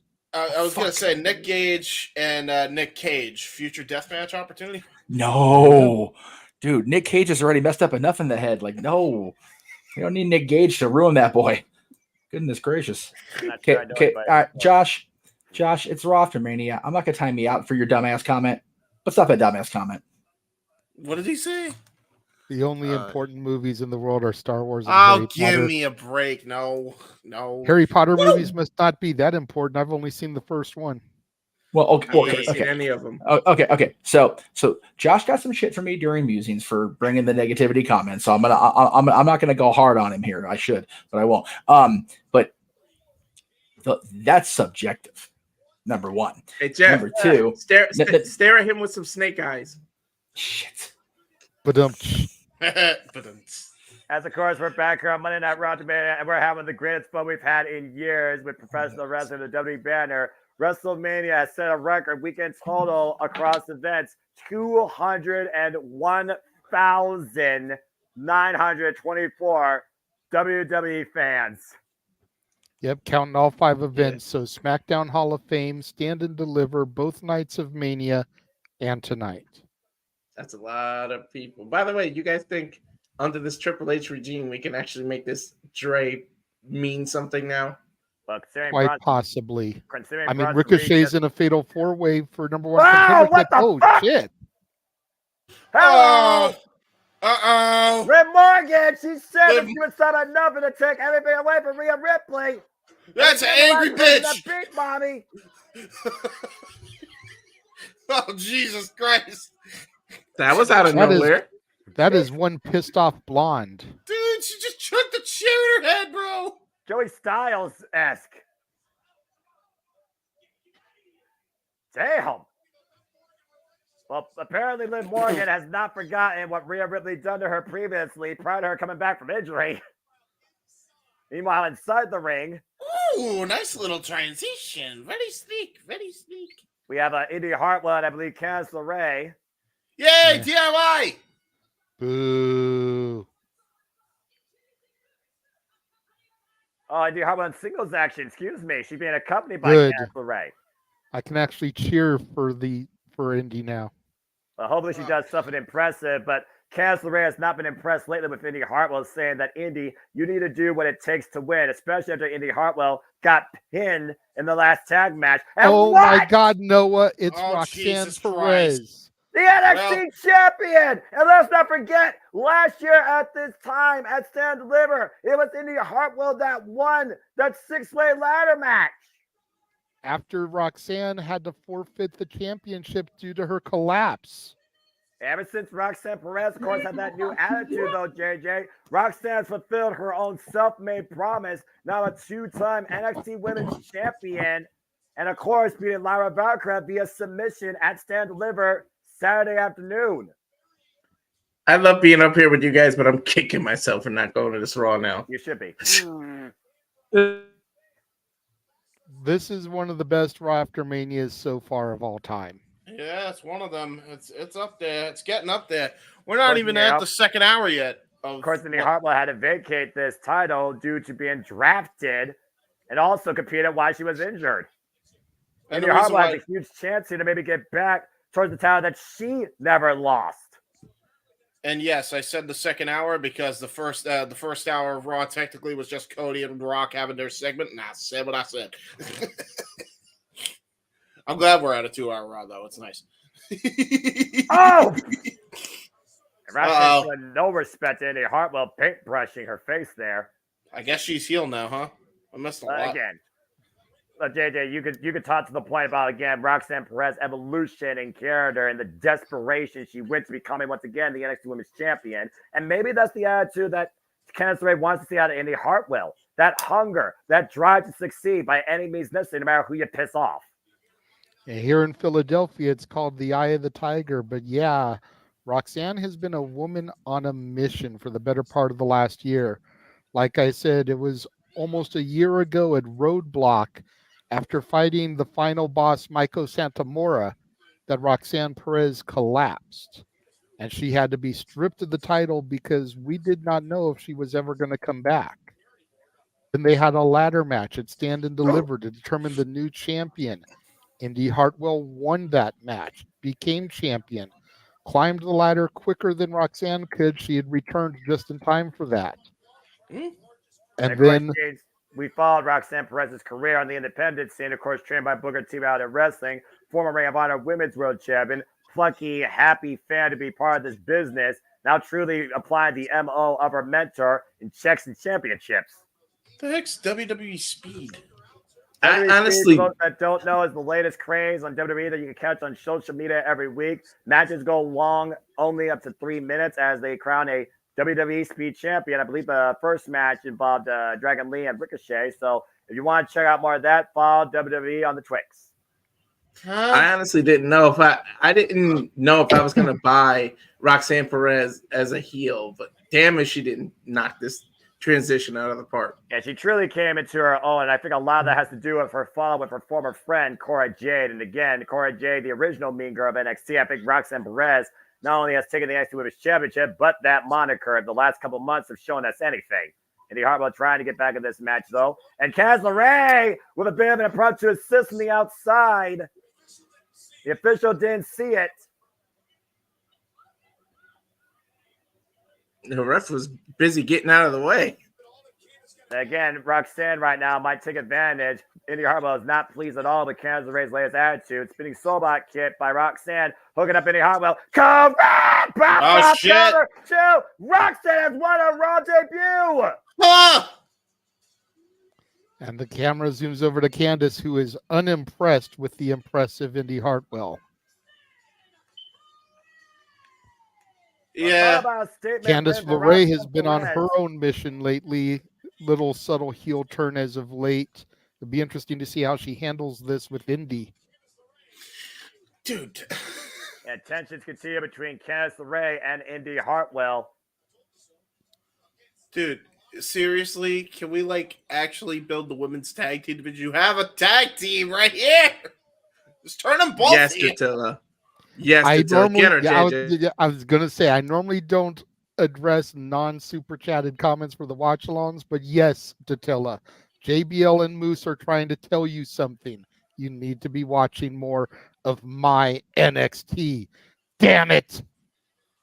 And of course, you all can watch NXT weekly on the USA Network, 8 p.m. Eastern Standard Time, where the white and gold continues to shape the future of WWE, even in this new era of Paul Triple H Levesque, led down there by Ava Rain, the general manager, one daughter of Dwayne The Rock Johnson, and of course, Shawn Michaels and Lord William Regal with his own influence. And you can catch Datsula also covering NXT at times when it comes to PLEs, but particularly on a weekly basis. You can find the Renegade JJ Williams always talking about his brand, his NXT for the love of wrestling on your Wednesday mornings at Cassidy Studios right here on YouTube, part of the JMN Multiverse of Media.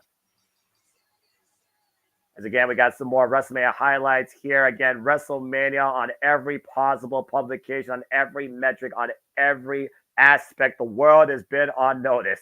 And there we see the brand new WWE Intercontinental Champion, Sami Zayn did it. Sami Zayn has stopped the lean General Gunther. Yeah, buddy! And he's with Jesus! Mm-hmm. In one weekend, we seen 2 historic title reigns come to an end. Yeah, man. 666 days, though. That's kind of a bad omen. I'm just saying. I don't believe in superstition, but I can understand where you're coming from. We'll see the brand new Intercontinental Championship, Sami Zayn, next on Monday Night Raw. Who does he fight? Is he gonna fight? Come on. Give me a Carmelo Hayes call up for the IC title. Give it to me, damn it. Nah, he doesn't look like he's going out there to fight. He looks like he's going out there to cut a promo. And if that is the case, I am predicting Chad Gable is coming out because Chad Gable told him that you owe me before Sammy came through the curtain to challenge Gunther for that title. That's right. Yeah, I have said that Sammy's run is not going to be a long run. He is going to lose that title to Gable, whether it's tonight or whether it's at Backlash. I don't mind that. Again, much like Drew, Sammy is just positioned to be transitional. Well, we say that, and we thought that a lot of reigns in this run were going to be transitional, and they didn't end up being the case. I think we all thought Logan's was going to be transitional, and he's just taking a ball and ran with it. I didn't. I didn't. I said he was going to make it didn't better. either.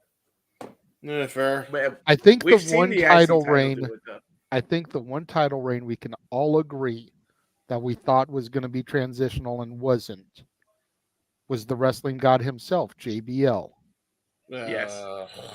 When he defeated Eddie Guerrero and held it for whatever it was, 7 or 8 months until WrestleMania when he lost it to Cena, nobody thought he would hold it that long.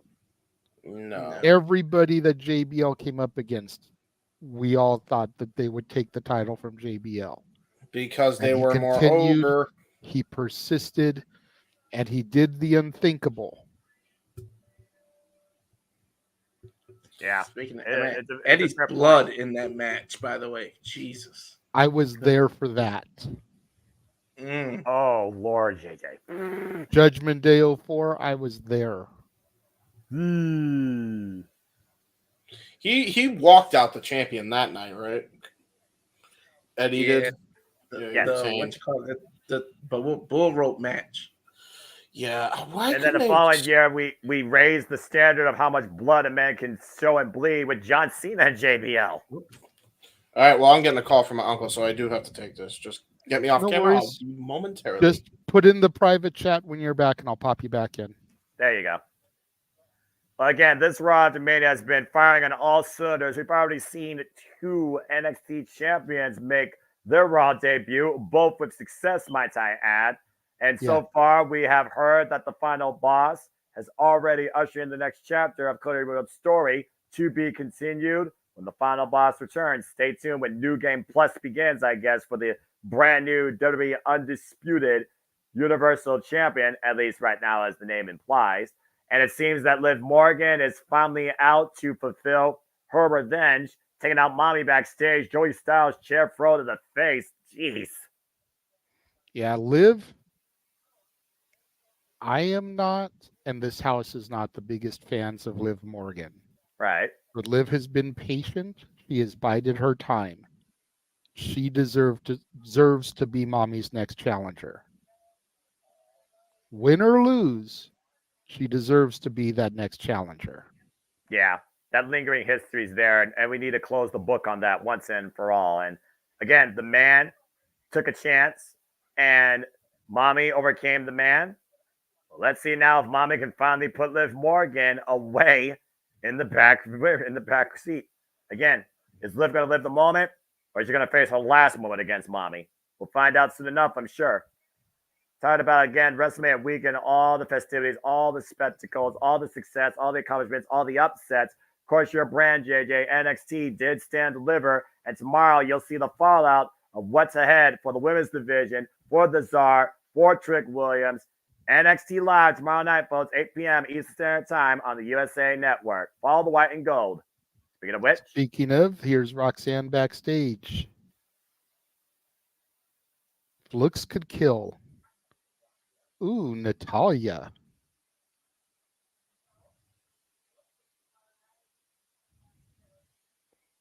Roxanne says, you'll see me tomorrow night on my show. Okay, Could we possibly get Roxanne Perez versus Natalia tomorrow for the NXT Women's Championship? Not too far out of the realm of possibility, JJ, because I'm sure Natalia does not appreciate the lack of respect lately that Roxanne Perez has exhibited, especially being the NXT Women's Champion. Speaking of champions, here comes everybody's most lovable champion right now, probably not named Cody Rhodes, the brand new Intercontinental Champion, Sami Zayn, who made his family proud and did what seemed like the impossible, defrauding the greatest Intercontinental Champion of all time, Gunther, and stopping his illustrious reign at 666 days. I'll be honest, JJ, I did not give Sammy a chance at first. I did not think that he had it in him, but Chad Gable clearly saw something in Sammy and wanted to bring it out of him. And whatever they did, whether it was the influence and the motivation of a father for his wife and son, or the added leverage of Chad Gable knowing where Sami Zayn has been and believes he could be there again, Sami Zayn did it. Yeah. Take that back. Sammy does look like he's dressed to wrestle. He's just got his shirt on too. So this could end up turning into a match. I honestly, JJ, you and I both know what the Intercontinental Championship represents. It is the workhorse championship. And it's also been demonstrated by testing it against anyone at any time. If I didn't know any better, I figure in for an open challenge, player.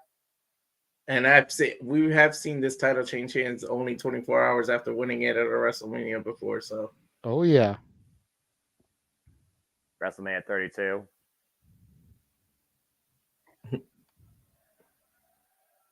Sorry, Jeff. History is history.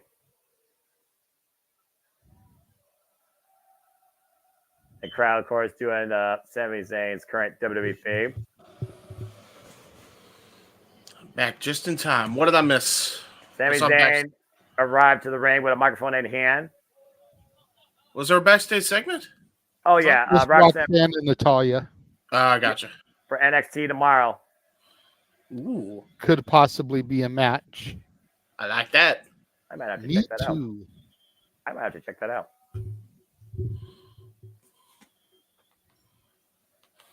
Sami Zayn again. We love this guy. Sometimes the man is a loss for words, though, when these type of moments happen. Again, I have not seen this Sami Zayn since he first won the NXT Championship. But damn, does it feel good to see it again. Yeah. Again, 20,000 chanting, you deserve it. Says from the bottom of his heart, he can't tell us how much that means to him. We'll go to the Renegade for the translation of this promo.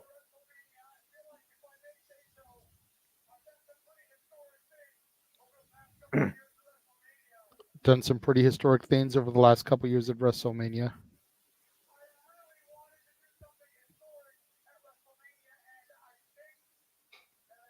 And this year he wanted to do something really historic at WrestleMania, and I think I did.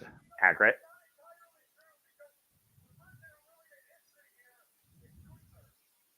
Says the person who really made history here is Gunther. Hmm? You can boo. I'm right there with you. But you can't take it away from him. 666 days as Intercontinental Champion.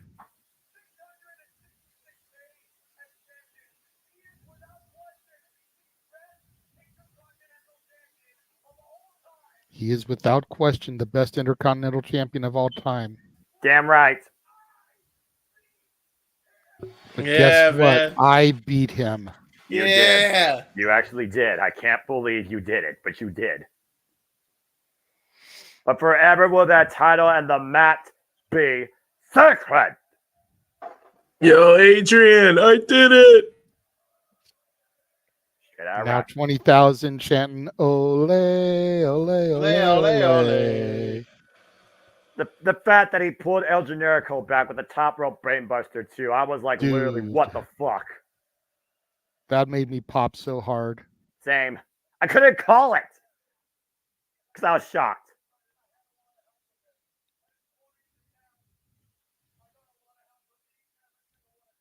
Said he had a lot of help winning this, and as corny as it sounds, he had help from all of us. Mm-hmm.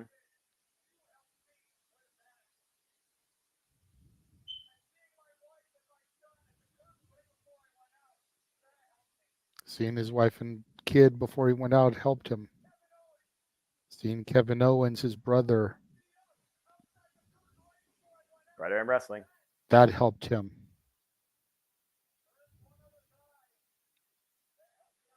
There's one other guy who helped him. Uh-oh. No. That's not Chad Gable's music. Nope. That is the music of Imperium. Uh-oh. Ludwig Kaiser, Giovanni Vinci, but no Gunther.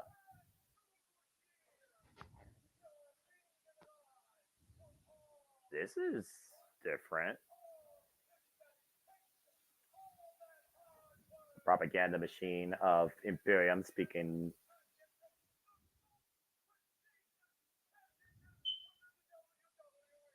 Talking Accurate. about how Gunther did everything to make that title the most prestigious championship in the WWE.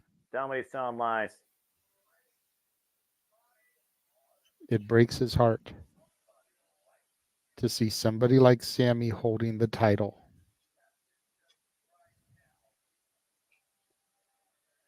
Sami Zayn now a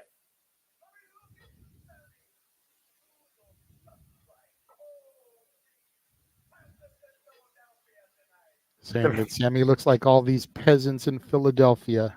Peasants.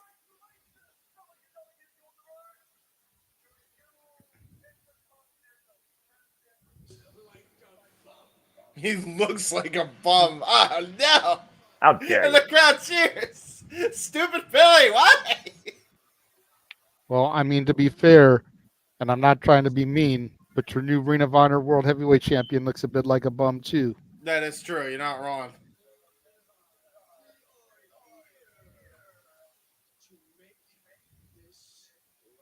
Oh, no. They are here to make this right. Uh-oh. 2-on-1. It's been not end well for Sami Zayn. It's Sami Jackets Zayn were right coming now. off. It's going to be a 2-on-1 assault. No, I don't think this is going to be 2-on-1. I think Sammy's about to get some help. We know Sami will not back down from a fight. He's been fighting his whole life. Stop! And well, this is definitely a pro. And Well, here this comes definitely Chad makes Gable. sense. Chad Gable, of course, helped Sami Zayn prepare to face the Ring General Gunther, arguably the tool needed to dethrone the Ring General of the Intercontinental Championship. Don't get all your hopes up. This could definitely be a setup. Oh, I know. I'm waiting for it. I've called it. We're going to get a tag match made official here. We'll find out after this commercial break. The Teddy Long special. Holla, holla, player. I miss Teddy Long. They're my favorite GM of all time. But these two GMs right now are doing a damn good job. I will say that. They should be their two former National Wrestling Alliance World Heavyweight Champions. They've both held the 10 pounds of gold. Arguably still the most prestigious championship in all of wrestling history. Sweet Charlotte now currently held, of course, by EC3. Yes. Yes, And EC3. James, I know you'll be looking forward to see the next challenger for the Burke, as it will be none other than Natalia Markova taking on Kenzie Page. Win the belt! Win the belt! Win the belt! Win the belt! Look at the way this guy just lit up as soon as JJ mentioned her name. Win the belt! Do it! Now, is that going to be on a pay-per-view or is that going to be on the NWA Power TV special? I'm not 100% sure. The way the TV shows have been progressing, it makes it sound like it happened at Hard Times. And I think Hard Times is being turned into the Power episodes. But as soon as I find out which week that'll be airing, I will let James know so that he can watch it exclusively on the CW app. There you go. He could self-react to it or self-call it if I'm unavailable, because last time me and him called NWA was freaking enough said, I think. Yeah, and there was enough said about the NWA. The last year, February, of course, me and Walter, we're still looking for our pay-per-view NWA debut for Super Liable pay-per-view, Walter. They need to get their daggone act together, and it very well could be the Chase this year, because I know that, of course, the Chase, or excuse me, NWA's anniversary will be this time in Philadelphia, NWA 76. Mm-hmm. Still waiting to find out 100% if this will be a pay-per-view or not. All signs point to it being so. I've been trying to ask around on the socials and see if I get a reaction. But regardless, it will be at the 2300, the old ECW arena. Oh, great. And in addition to Markova, James, I think you would be pleased to see that Cronus and Odinson are the tag team champions. Kratos and Odinson? Yeah. Yeah! The Greek boys! Yeah! Greek boys. Let's go! So, for as enough said as the last pay-per-view was, to your own admission a few moments ago, they're doing some all right things with the champions right now. So Do they have a better production budget finally? that's debatable.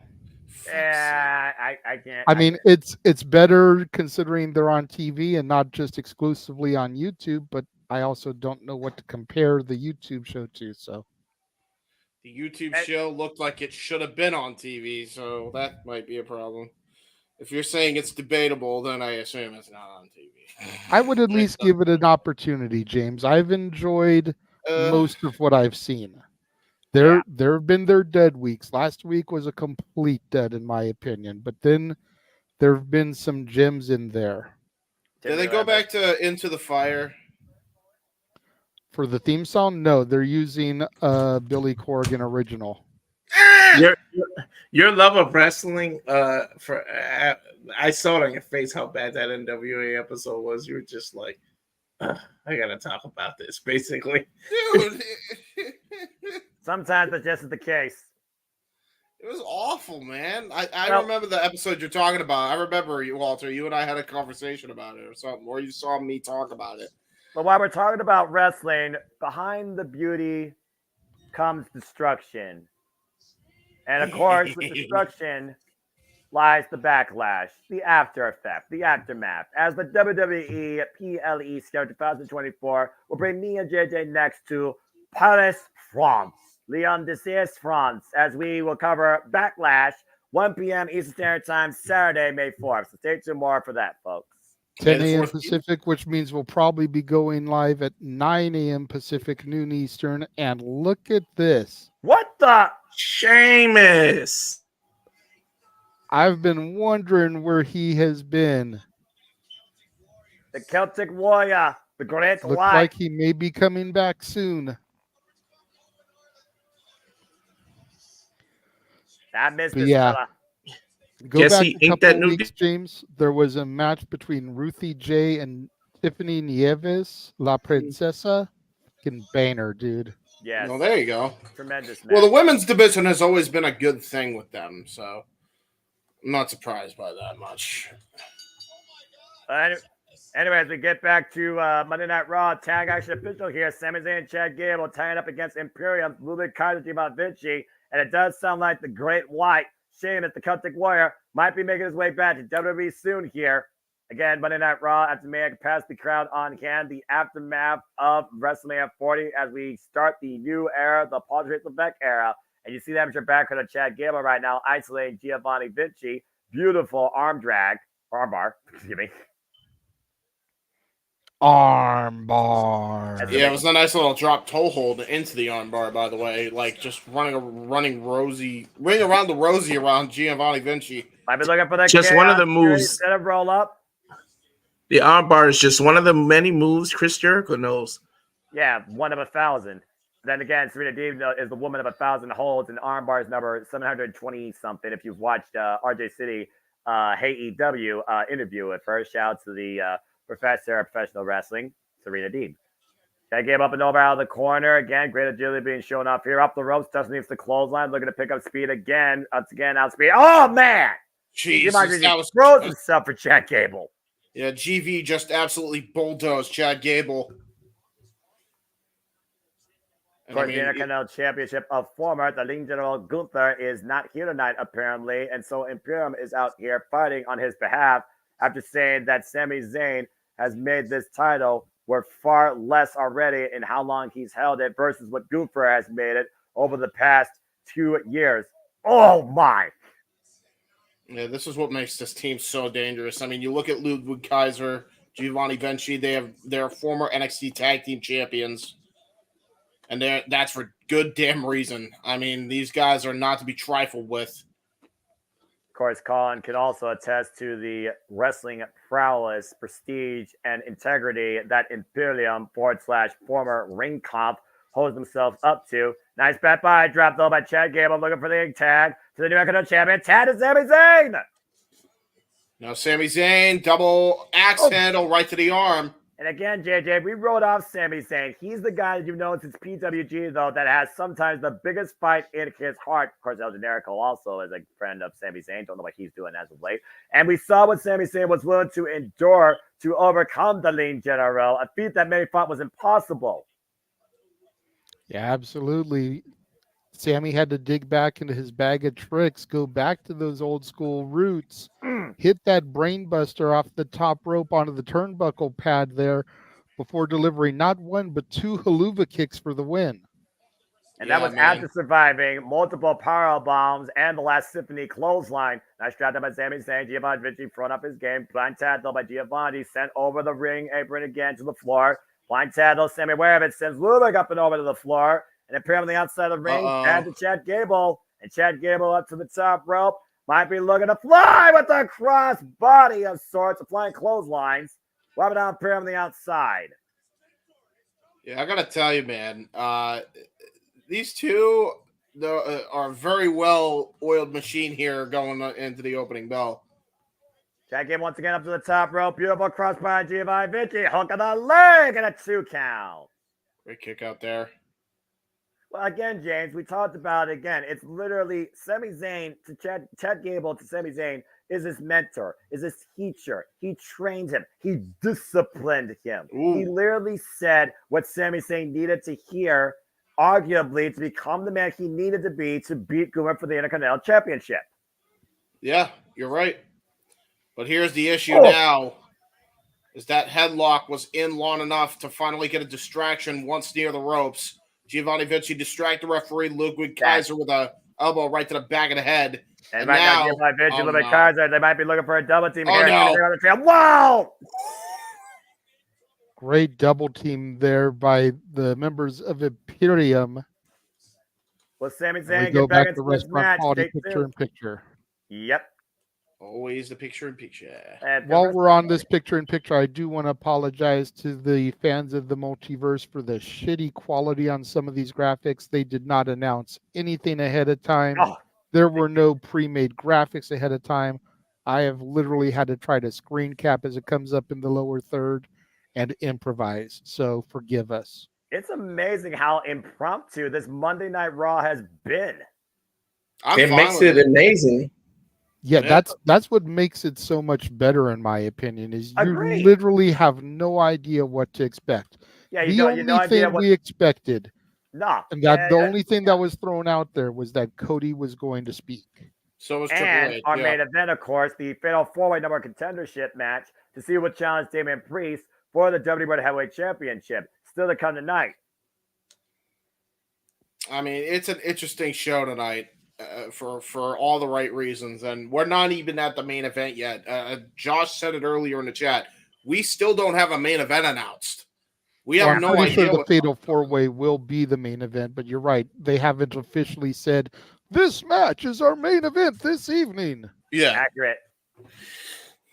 But the fact that they've announced that number one contendership match on social media would lead most to believe that that is the main event. And that's what my thinking is, because again, the World Heavyweight Championship is the most important title on Monday Night Raw. Let's keep that in mind, guys. And of course, the new champion now is not Drew McIntyre, but Damian Priest after successfully cashing in Money in the Bank. And he has a chance to get back to this title if he wins this 4-way tonight. And we have not heard a word since CM Punk basically cost Drew McIntyre the title after CM Punk assaulted him.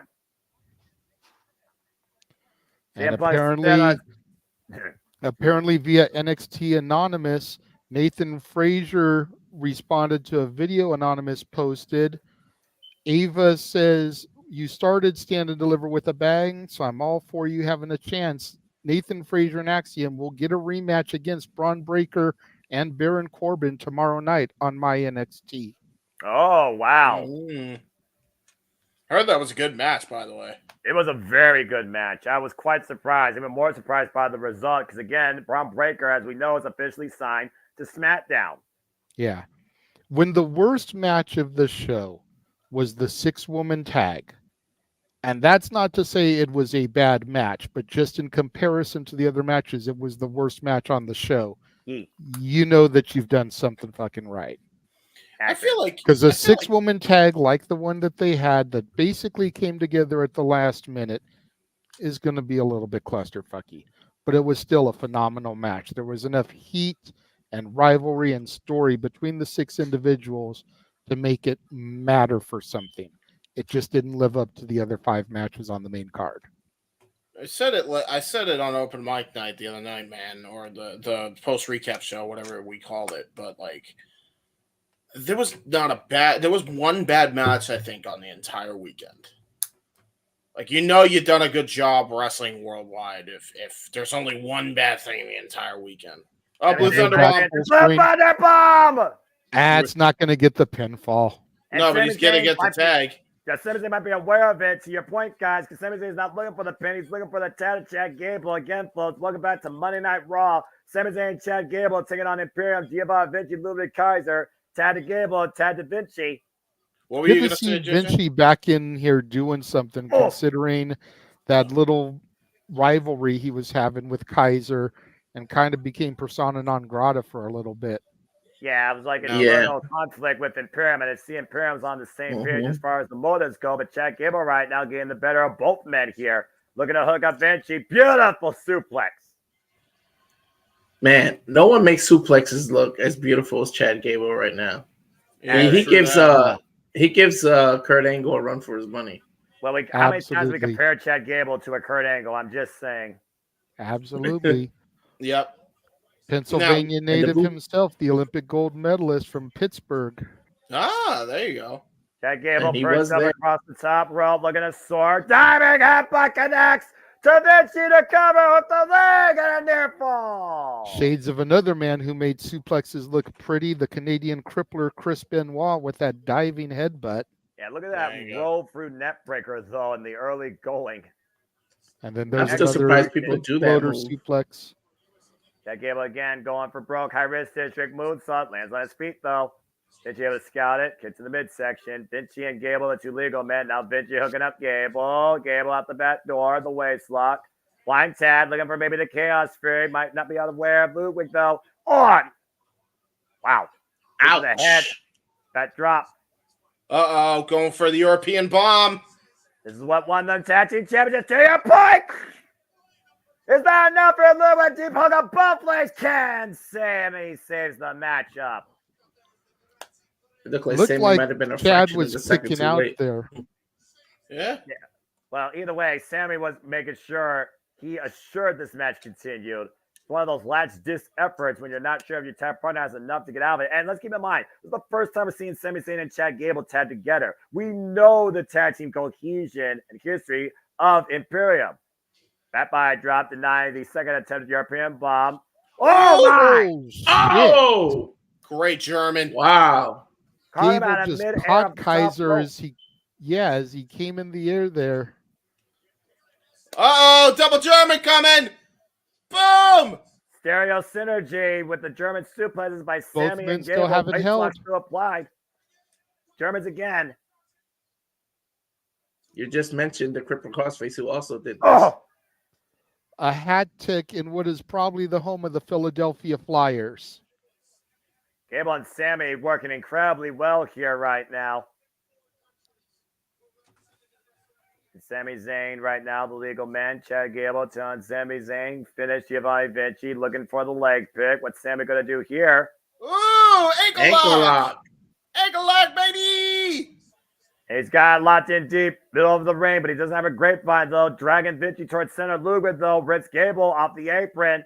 Now Ludwig coming back in. Oh, Nick Enziguri rocks Sami Zayn and breaks up the ankle lock. And this is the point of the match where it's going to break loose. Oh, Yeah, there's no it was doubt gonna about break that. down. Yep. Chad Gable from the outside with Ludwig Kaiser. Keep in mind, guys, Sami Zayn and Giovanni Vinci, the two legal men, clothesline to Ludwig to the outside. Vinci looking to fall in the corner. Sami hooking out Vinci, though. Big exploder! Uh-oh. You know And what's that's the coming next, setup. guys.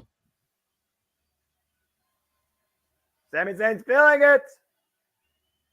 It took two of them last night. Wait a minute. Yeah. Yeah, give it to Gable. Yeah.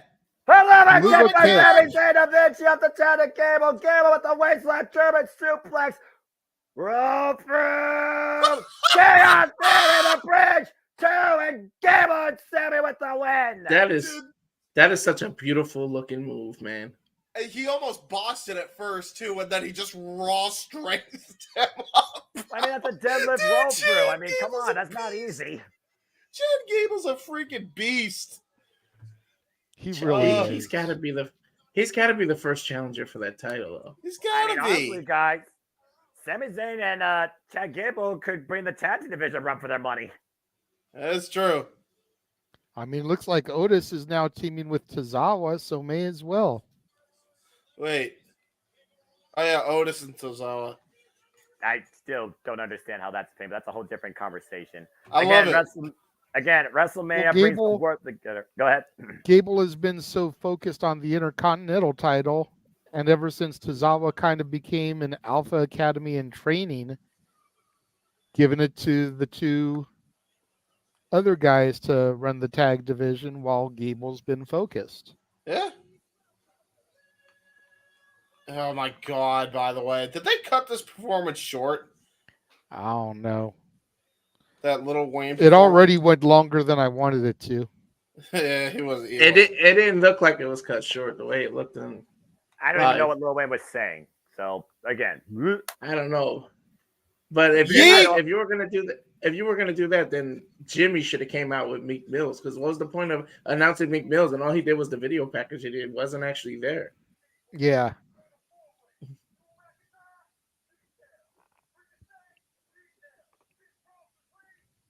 And by the way, that Jimmy versus Jay video package, that was so well done. It was. Yeet.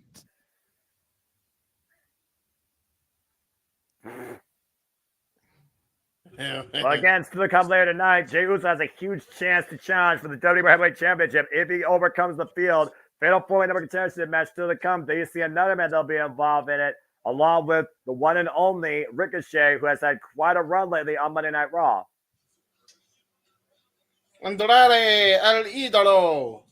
Look at this. You got Ava, Aldis, and Adam all together. AAA. Protect your cars with AAA. And again, with the draft coming, again with the draft coming, guys, you got to consider that all three of these general managers will be scouting each other's rosters respectfully.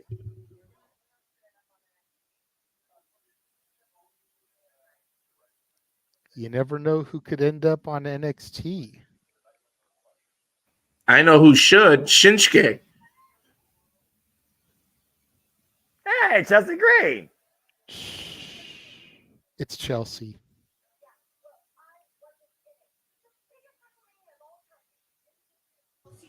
No, we didn't. I love you, hot mess.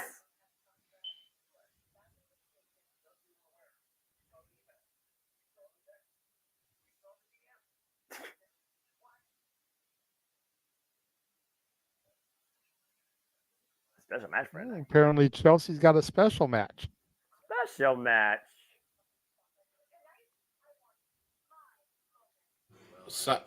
Uh-oh. Why am I scared of Chelsea Green? So Chelsea Green gets a special post-WrestleMania moment. She's in action next on Monday Night Raw. Wonder if it's another NXT. Adam Pearce seemed way too happy about that. Oh, no. You gotta wonder who she's gonna trot out there. Maybe Nia Jax? I don't like that. No, not Nia Jax. No. Maybe another NXT her person. former partner, Piper Niven. Why would Piper turn on Chelsea? She doesn't have the title anymore. She would. Nah, she wouldn't. They were tag champs. They formed the Karens tonight after the surprise thing. That's what. Think of some. Who are the bigger NXT women right now that they could that are ready? That's fair. Oh Lord. But I worry for Chelsea Green. By the way, Chelsea Green, I still think got robbed, by the way, at the Slammies. Still thinks that she should have won social media. No, I disagree. I think Drew's better. I'm just going to say this. Listen, they formed the Karens. I think NXT Anonymous should have won it, honestly. But I agree. I think, for sure, without a shadow of a doubt, I think the Karens form. I think all four of them come back, they reunite, and they bring in Tiffany Stratton to lead them into the future, into the promised land. Who's with me? Might as well at this point. The silence of JJ speaks volumes. Well, it was his idea. I'm just going along with it. Many years ago, that was, but now not so. What do you mean? It was last year. Exactly. It wasn't many years ago. Now I'm a fan enough of Tiffany Stratton. I want her to be on her own. Listen, oh my God. After you hit 40 a year ago is many years. You don't know, James. when you get to be my age, 3 weeks ago is many years ago. 3 weeks ago is many years ago. We ain't doing fucking dog years. No, this is common core math. What? It's just like when you smoked math. as much as me. It's just like when you smoked as much as me. Last night's hard to remember. Well, how high? Oh, jeez. You were high with LEDs all over the place. That shit must have been crazy live. Oh, no. I didn't do it. I was with my son. I couldn't do anything. I'm surprised Snoop Dogg was conscious enough to at least get the first 3 numbers right of the freaking WrestleMania attendance. Did you notice he said 420 at the end? Of course I said he screwed that up. Yeah. Uploaded 20 hours ago to YouTube, the complete history of Cody Rhodes in TNA. I love Impact. I love. I forgot he was in TNA. 1 hour video. Graphic has him and Brandy on it. Yeah, because he and Brandy were conflicting with Moose. Well, one of the wrestling gods. And of course, current TNA World Champion who will defend that title against Nick Nemeth at TNA Rebellion, which of course we will cover here at JMN Multiverse of Media in literally a little bit under 2 weeks. We got to get together with Noah, JJ. JJ and I are working on the best the most impactful TNA debuts. So Noah, we need you to be that person that doesn't know the list. Have you do like James did the other day and just kind of sit there as we go through them and give your just guttural instinct reaction to it. Yes. All right, sounds like fun. As long as it works with my schedule, I'm absolutely down for it. Well, we'll try to plan one day during the week leading into Rebellion. That way we can tie it into the pay-per-view. Fair enough. And then it's showing an advertisement for NXT. Where, of course, my NXT. And he doesn't digress.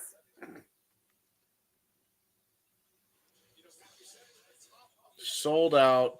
Salt Lake City. Salt Lake City, Anaheim, California, Good Lord. San Jose, Wow. Glendale, Arizona, San Antonio, Texas, Dallas, Texas, Houston, Texas, Memphis, Tennessee, It's almost Raleigh, like North Carolina, Milwaukee, Wisconsin, Chicago, Illinois. well, they definitely And didn't all these oversaturate the other, market. yeah, no. Uncasville, Connecticut. And 5 times in a row in Philadelphia. So 17 consecutive sellouts for the WWE brand. And So- other companies can barely get 1,000 people into their arenas. yeah, ladies and gentlemen, let's just call it what it is. You remember the excuse of they oversaturated the market. That's not an excuse no more. Nope. Nope. 201,924 fans over 5 shows over the last 4 days. And to your point earlier, the WWE draft, again, will be Friday, April 26th, and Monday, April 29th. SmackDown Raw, respectfully, 3 weeks away. I might do another mock draft on my simple YouTube channel, folks, with my friends in the JMN Multiverse of Media and my super creators. So stay tuned. As we go back inside the arena again, this is Monday Night Raw, RAWAfterMania, and the hot mess looking for a post-WrestleMania moment in this match. Why does she have the captain's hat? I never understood this. She's the captain of her own moment. Captain Karen.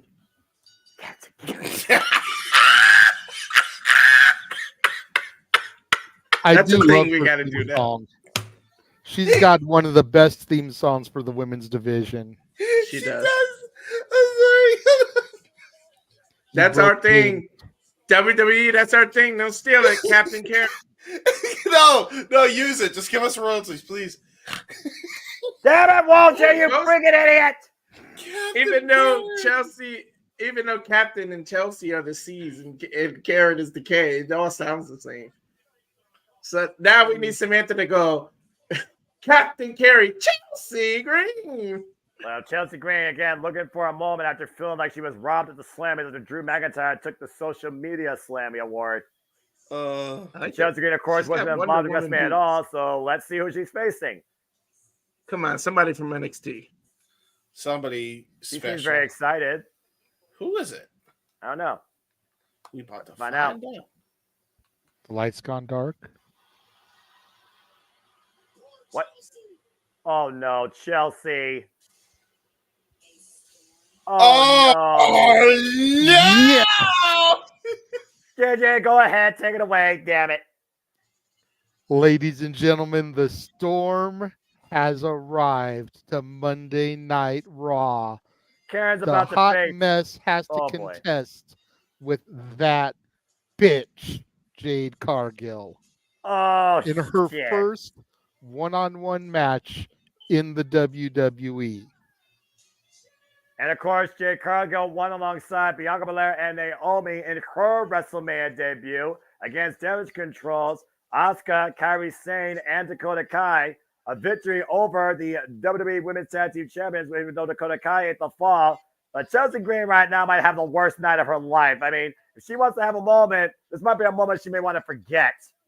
Gentlemen, if I may, could I please ask you two in the top to lay off this one and let me and Walter handle Jade Cargill's first one-on-one match?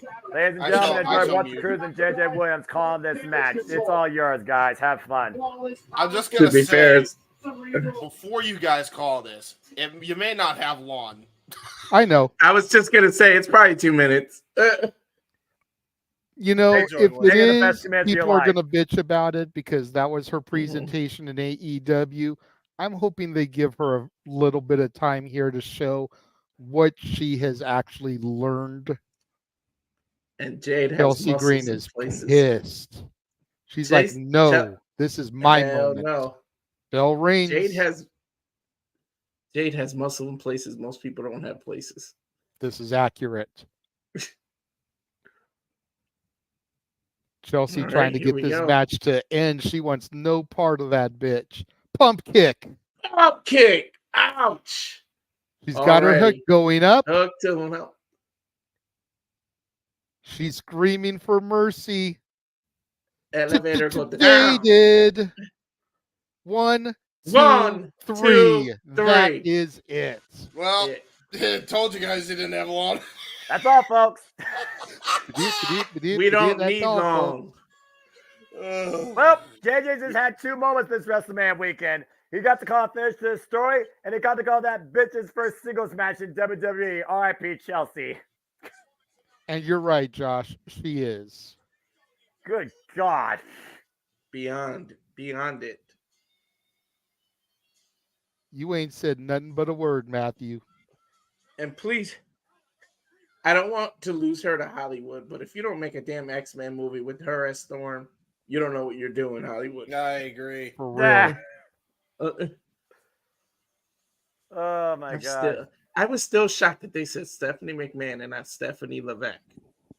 They should say Stephanie Levesque. It might be a thing. It might be a sign of things to come. Because again, guys, we are living in a new era. The greatest era possible to happen to WWE since the Attitude Era. We are living in an era defined truly recognized as professional wrestling in WWE, the Paul Triple H Levesque era. And again, WrestleMania 40, that's a hell of a genesis to kick off with.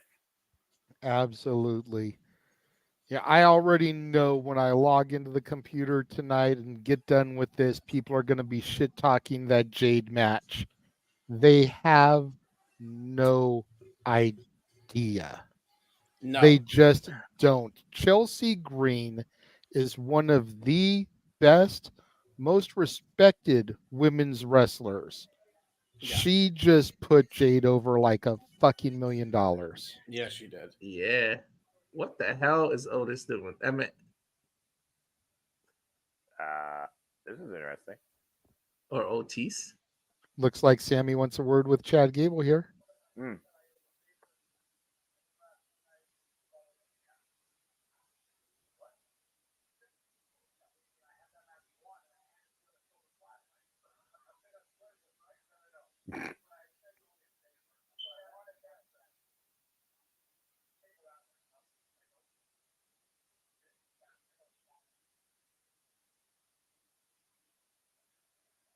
Yep.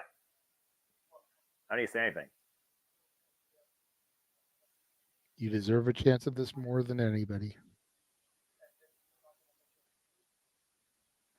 It would be my honor to defend this Intercontinental Championship against you next week on Raw.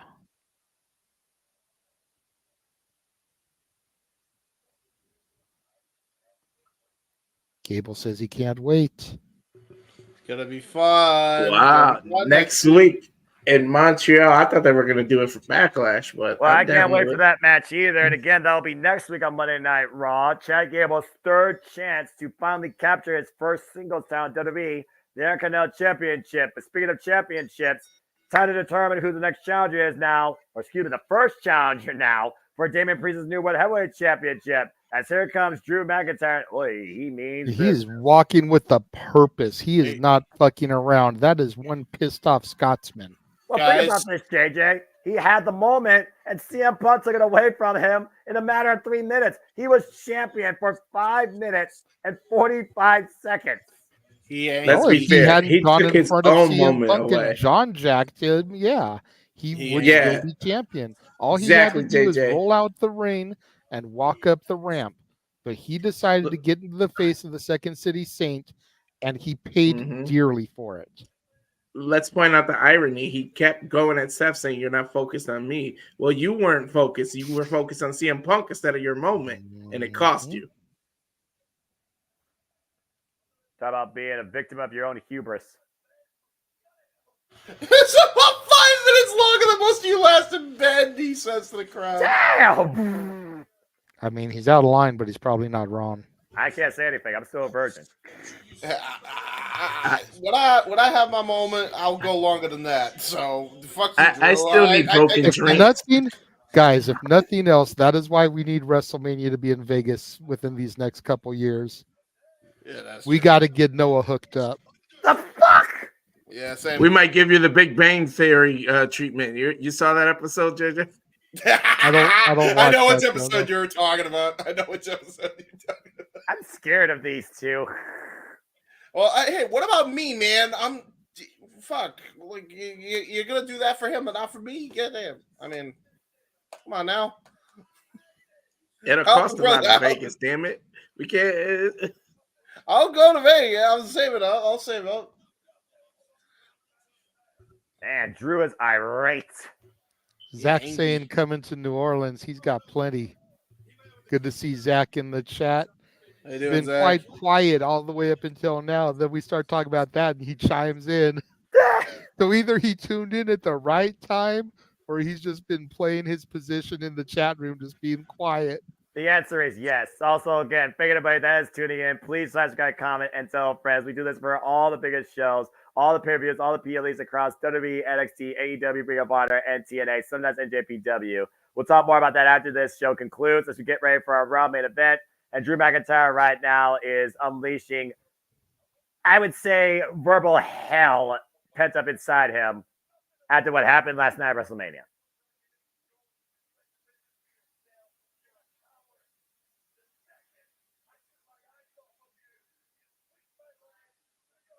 Did you hear the dig? He said you went into business for yourself. Mm-hmm. I heard that. Yeah, I did hear that. Yeah. Not the first time I've heard that either.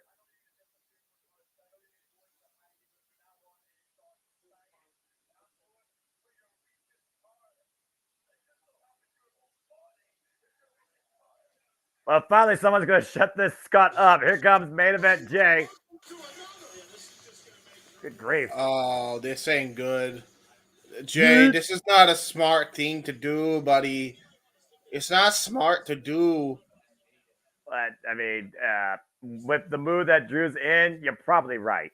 But at the end of the day, Drew needs to quit complaining about the past and focus on the future.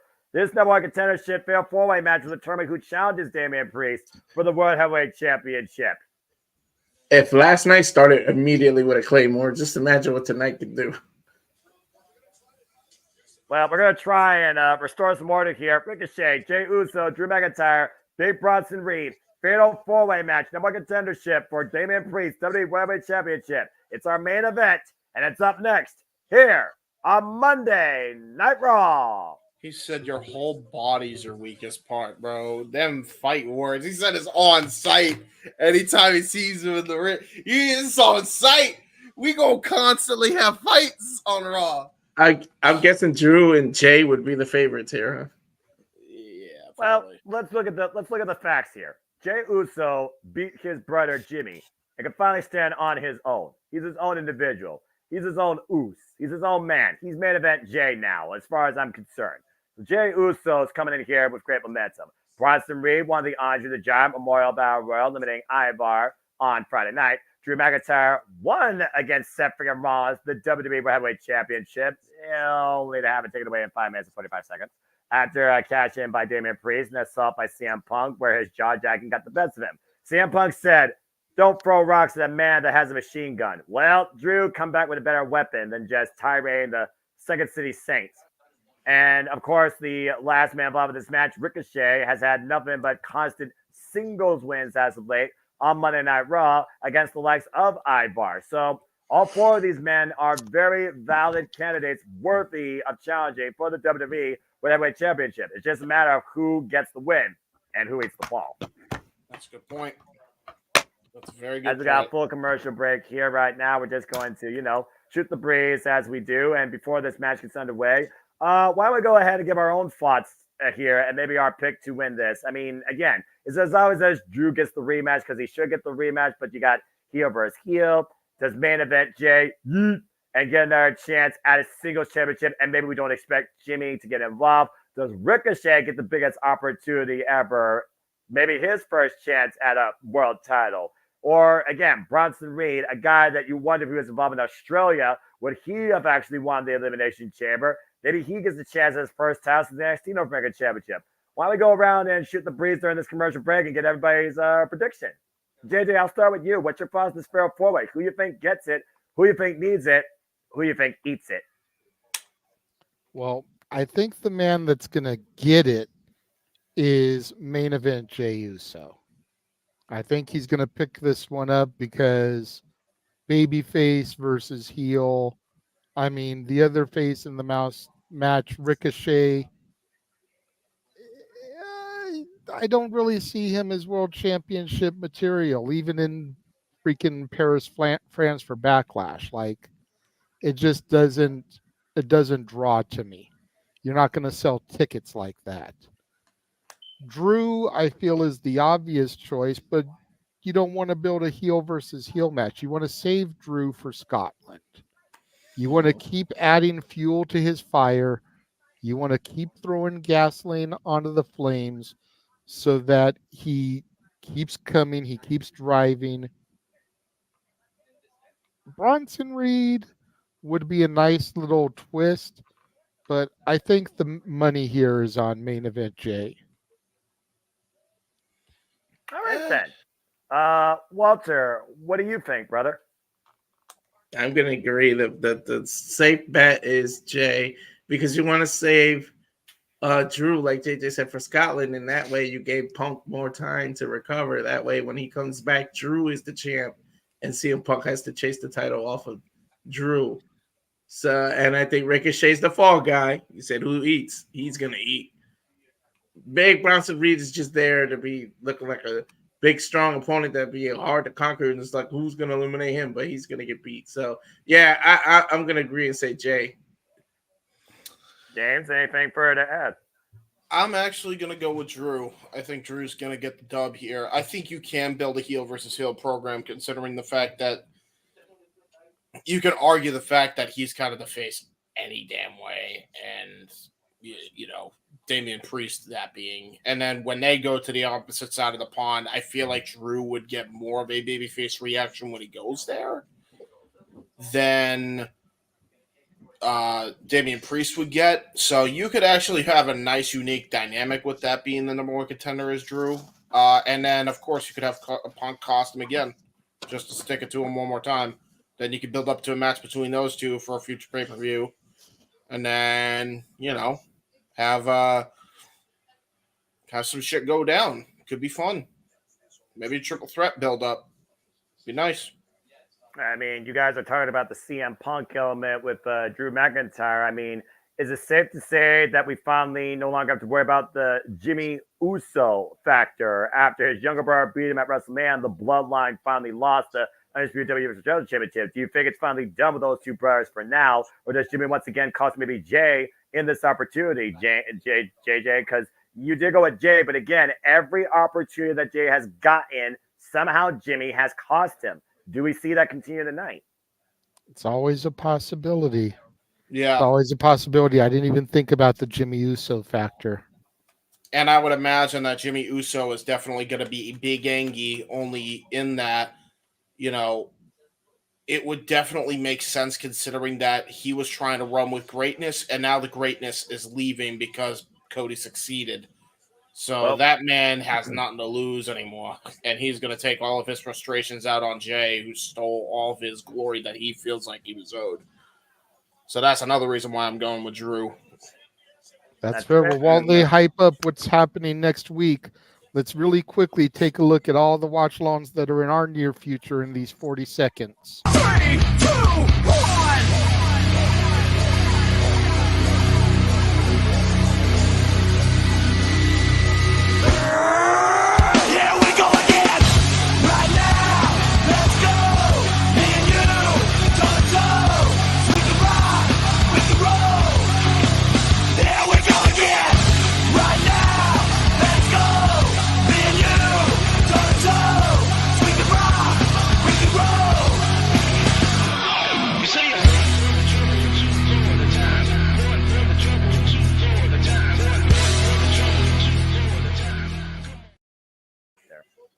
All the wrestling, all the wrestling, all the wrestling, all the wrestling, all the wrestling, all the wrestling, all the wrestling, all the professional wrestling! Damn it! I've got to say, it brought a tear to my eye to watch you so emphatically cheer on the WWE and NXT PLEs when you used to sit there like, maybe, you know. Now you're sitting there applauding them and cheering them on like you are the other ones, man. So cool to see. Yeah, man. The new era. It's the Paul Triple Beck era, and professional wrestling is cool again, even in WWE. But is he the one and only person that we may be leaving out of the World Heavyweight Championship equation? And again, sometimes the person you think about the least is the person that could upset. And also, to y'all's point about Jimmy earlier, a man with nothing to lose can be the most dangerous person to deal with too, especially when it's your own brother. So there's a lot of unknown factors outside of fair four-way. Again, folks, it's a fair four-way match. It is not elimination. First pinfall submission inside the ring wins this match and will be the new number contender, Damian Priest's World Heavyweight Championship. There are no disqualifications. Can you imagine if Ricochet does do this thing? We thought Samantha was emotional last night announcing Cody Rhodes. Right. Her winner and new number one contender, Ricochet, her man. Her man's. I forgot they were in a relationship. That's cute. Her voice would crack for that like it did last night. Oh, you kidding me? Come on now. They be talking about all night long, all the way to the bedroom. Whoa! Belly to belly by Bronson Reed and Drew McIntyre. Of course, we saw that feud with Ricochet and Logan Paul when they made it personal with Samantha Irvin. I also want y'all to notice that Jimmy Uso, remember, he yeeted his brother with a spear off the WrestleMania ramp down to the floor through the tables. Heavy bandage wearing right now on main event Jay Ricochet with the step up off the top rope. See, that's what Ricochet is going to do with Samantha Irvin if he wins that matchup, but he'll do it in the bedroom. I don't know how that works logistically. He knows no fair. And we're already into restaurant quality picture-in-picture. As expected. And Ricochet right Now, now if Jimmy on the outside. If Jimmy doesn't interfere with that, where do they go now that Rock and Roman are done? Does Solo and Jimmy focus on the tag division? I think Solo steps up. Remember what Cody Rhodes once said to Solo Sikoa? You think you're ready, you're not ready. Is Solo ready? Wrestlers are now Very doing good question. I've heard rumors that we might start to see Solo's version of the bloodline. Heavy rumor is that Jacob Fatu has signed with the WWE. Yeah. Yeah, I think he said as of Wednesday. When do you bring that in? When do you play that trump card? Do you do it tonight against Jay?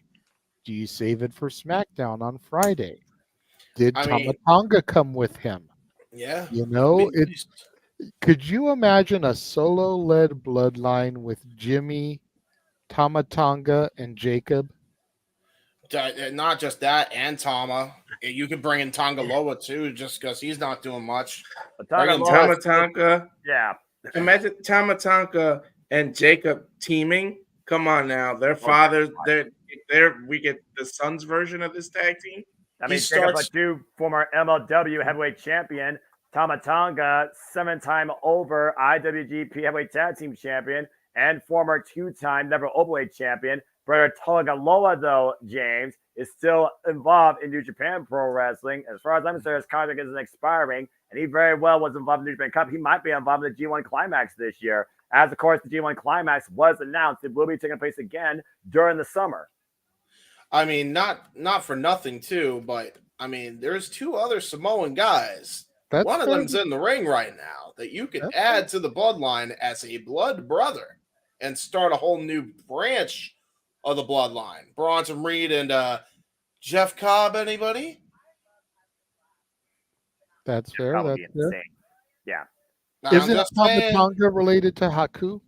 Correct. Tama Tonga is related That's to what Haku. I thought. That's what I thought. We had for a short time back in the days Rikishi and Haku as a tag team. Jacob That's exactly and Tama why I Tonga. said that. That's why I said Jacob and Tama Tonga. Now, hear me out, too. Jacob Fatu leading leading kind of a big man charge of Bronson Reed and Jeff Cobb. And they call themselves the Samoan SWAT. I mean, marketing play. I can see WWE pulling because WWE loves to brand everything. I'd market the shit out of that. You kidding me? That's what I do. Only time will tell. Do it, WWE. Do it. Of course, this is the main event of Monday Night Raw, the RAWAfterMania, and for all we know, there still could be something or somebody that shows up after this match.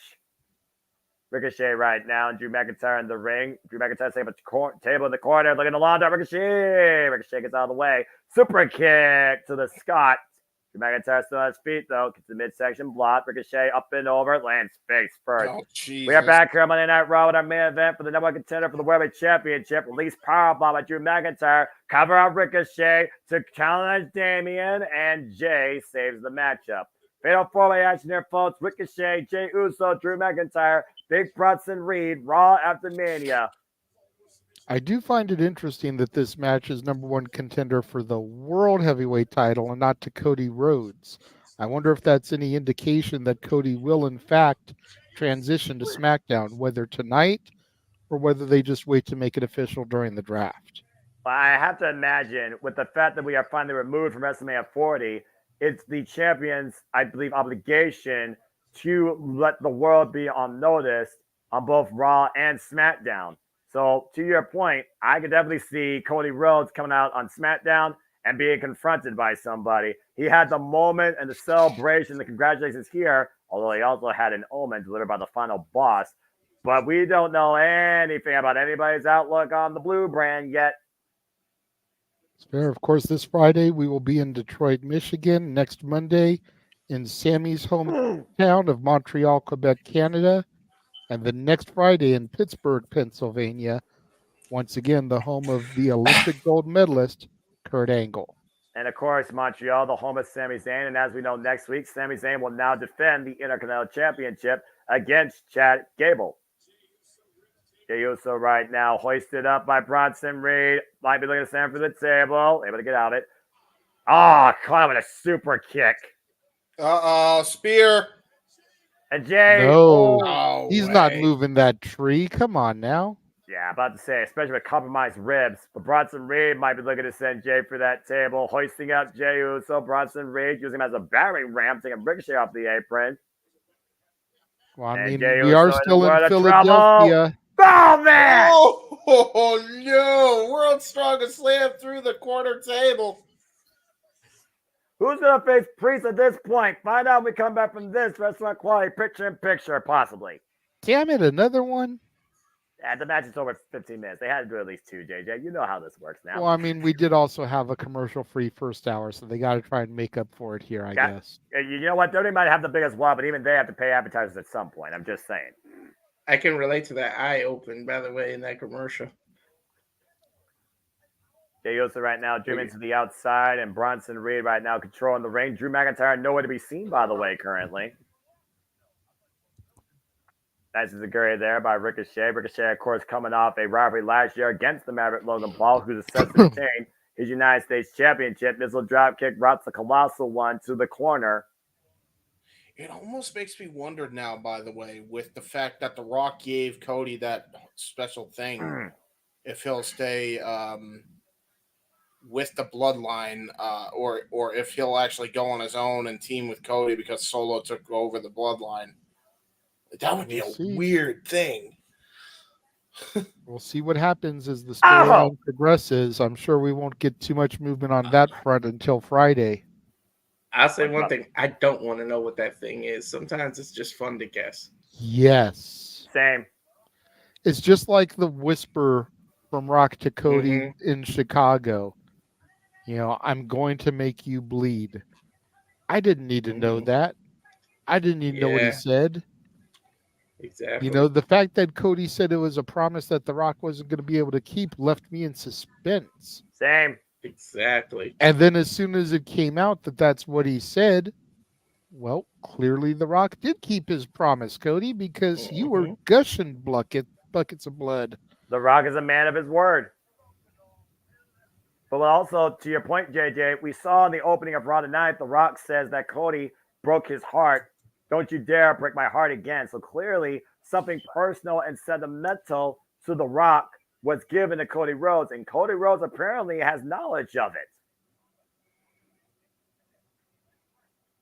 But the pressure that Cody Rhodes has to face now, carrying the WWE Undisputed Universal Championship and being the face of this company, you gotta imagine the emotional turmoil that The Rock might have just added to his psyche with that gesture and that pass off and that warning. But again, to be continued later. Who knows when the final boss will show up again? Yeah, good point. That I- Rolex story choked me up. Yeah, if I had to issue a prediction, not a spoiler, not a rumor, I'd say The Rock will be back in time to build a SummerSlam. If we're going to continue to see The Rock in a match form, it's going to be on the big four. It's going to be the major stages. Yep. We might get him again at SummerSlam. If the bloodline is still intact, can you imagine if we get The Rock at War Games? Oh, hell. My Oh, God. wow. Hell Wow. no. That Something he's never would been a be part Just of. imagine that Roman, Jay, Solo, Rock, and if they had Jacob by then, Game over. Yeah.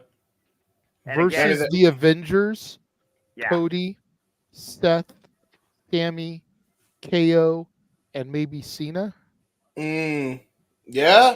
It's a wild speculation and fancy booking, but in Triple H era pro wrestling, the Paul Tracy era, it's a very real possibility. I mean, anything's possible at this point, truly, more than ever in the WWE. Handstand, back elbow strike, caught by Bronson Reed. We're back here on main event, Monday Night Raw, Fair Point No Contenders match. Bronson Reed and Ricochet find in the ring. Nice Enziguri, Ross Colossal one, still on his feet. During the break, by the way, he got planted. Look at this. God! Spiked. And then Drew McIntyre hoisted him up. Oof. Yeah, Ricochet playing the role of a human punishment. Now Taylor take advantage of both the biggest man in this match. Drew McIntyre in one corner, Bronson Reed in the other. And if you want to see fast and furious action quicker than this, check out WWE Speed every Wednesday at noon on the Twix. WWE Speed matches lasting 3 minutes. Jesus. Some Somebody freaking say flying 3 miles there. minutes. Somebody Rest say in peace to 3. Rosie and Jamal. True Oh, that. bloody hell, I did it again. Oh, my. Rosie celebrated his heavenly birthday. I believe it was yesterday. Either yesterday or it was Mania Saturday. It was one of the 2 days this weekend. I think it was Saturday because I remember I brought up 3 minutes, and Jeff, I think, is the one that brought up first. Look at this face off, though. Uh-oh, the man meat. Bronson Reed Big staring meaty men up. smacking meat. Yeah, here we go. Bronson Reed staring up at Drew McIntyre. How often do you say that? Tenderize that meat. Both these men unloading. Eeh. No diddy. No diddy. And No okay, Diddy and the Diddler. You got the blue chance, the meat chance right now ready to go. Bronson Reed the splash in the corner to Drew McIntyre. Irish whip, though, to the Scotsman. Steps out of the way, though. Drew McIntyre hoisting up Bronson Reed. Unbelievable show of strength with the Michinoku driver, Here's baby. The cover by McIntyre and Jay. Whoa. Jay saved it in the last minute. Whoa. The flying yeet. Flying yeet. That should be Well, you got Drew and Bronson, big meaty men smacking meat. So you got Jay, the flying yeet. So what's Ricochet? Double Flying team meat, a flying yeet 2 electric boogaloo. God damn it, James, you freaking idiot. And look at this. Whoa! Super kick to Drew McIntyre. Double And super kick. remember, to Fatal Bronson Reed. 4 ways is Jay. Bronson not still off his feet, though. Bronson's still on his Fatal feet. 4 ways. Ricochet caught Jay. Jay with the roundhouse. Rising knee strap of Ricochet. This is no Bronson DQ, Reed so runs for Jimmy can Ricochet. show up. Sends him inside out. Jay Fear. speared Bronson. And Jay with the cover on Bronson Reed. Number contendership. Drew McIntyre saves it. Dude, this has to be an 8.5 star match with all that super kick party action going on. Incredible exchange Don't get me amongst started. all 3 of these men, ending with a spear by Jey Uso, nearly getting the win. No, it has to happen in the AEW arena, JJ, for it to be a 5-star match. Let's not kid ourselves. If it happens in the AEW arena, it's happening in front of 500 fans. I know, but Jey Uso no hoisted 5 up stars in Dave's on the mind. second rope on the outside position. Drew McIntyre teaming up against Jay. Of course, Drew McIntyre has a recent victory over Jey Uso prior to WrestleMania. That's because AEW, they give 1 star per audience member. That's why they get 5 stars. Drew McIntyre looking to send Jay for the ride. Attempted superplex. Jay finding back, though, even with the compromised ribs. Shots to the body by Jey Uso. Trying to create separation with Drew McIntyre. Drew almost losing his footing. Big headbutt. Oh, man. Ouch. Drew's not going to be happy with a seat like that. Another massive headbutt. Drew McIntyre hung up in the tree of woe. A Ricochet with Jesus. the leaping ability. Headbutt, though, by Jada Ricochet. Are you kidding me? Whoa! Nice monkey flip Damn. out of nowhere there by Drew McIntyre.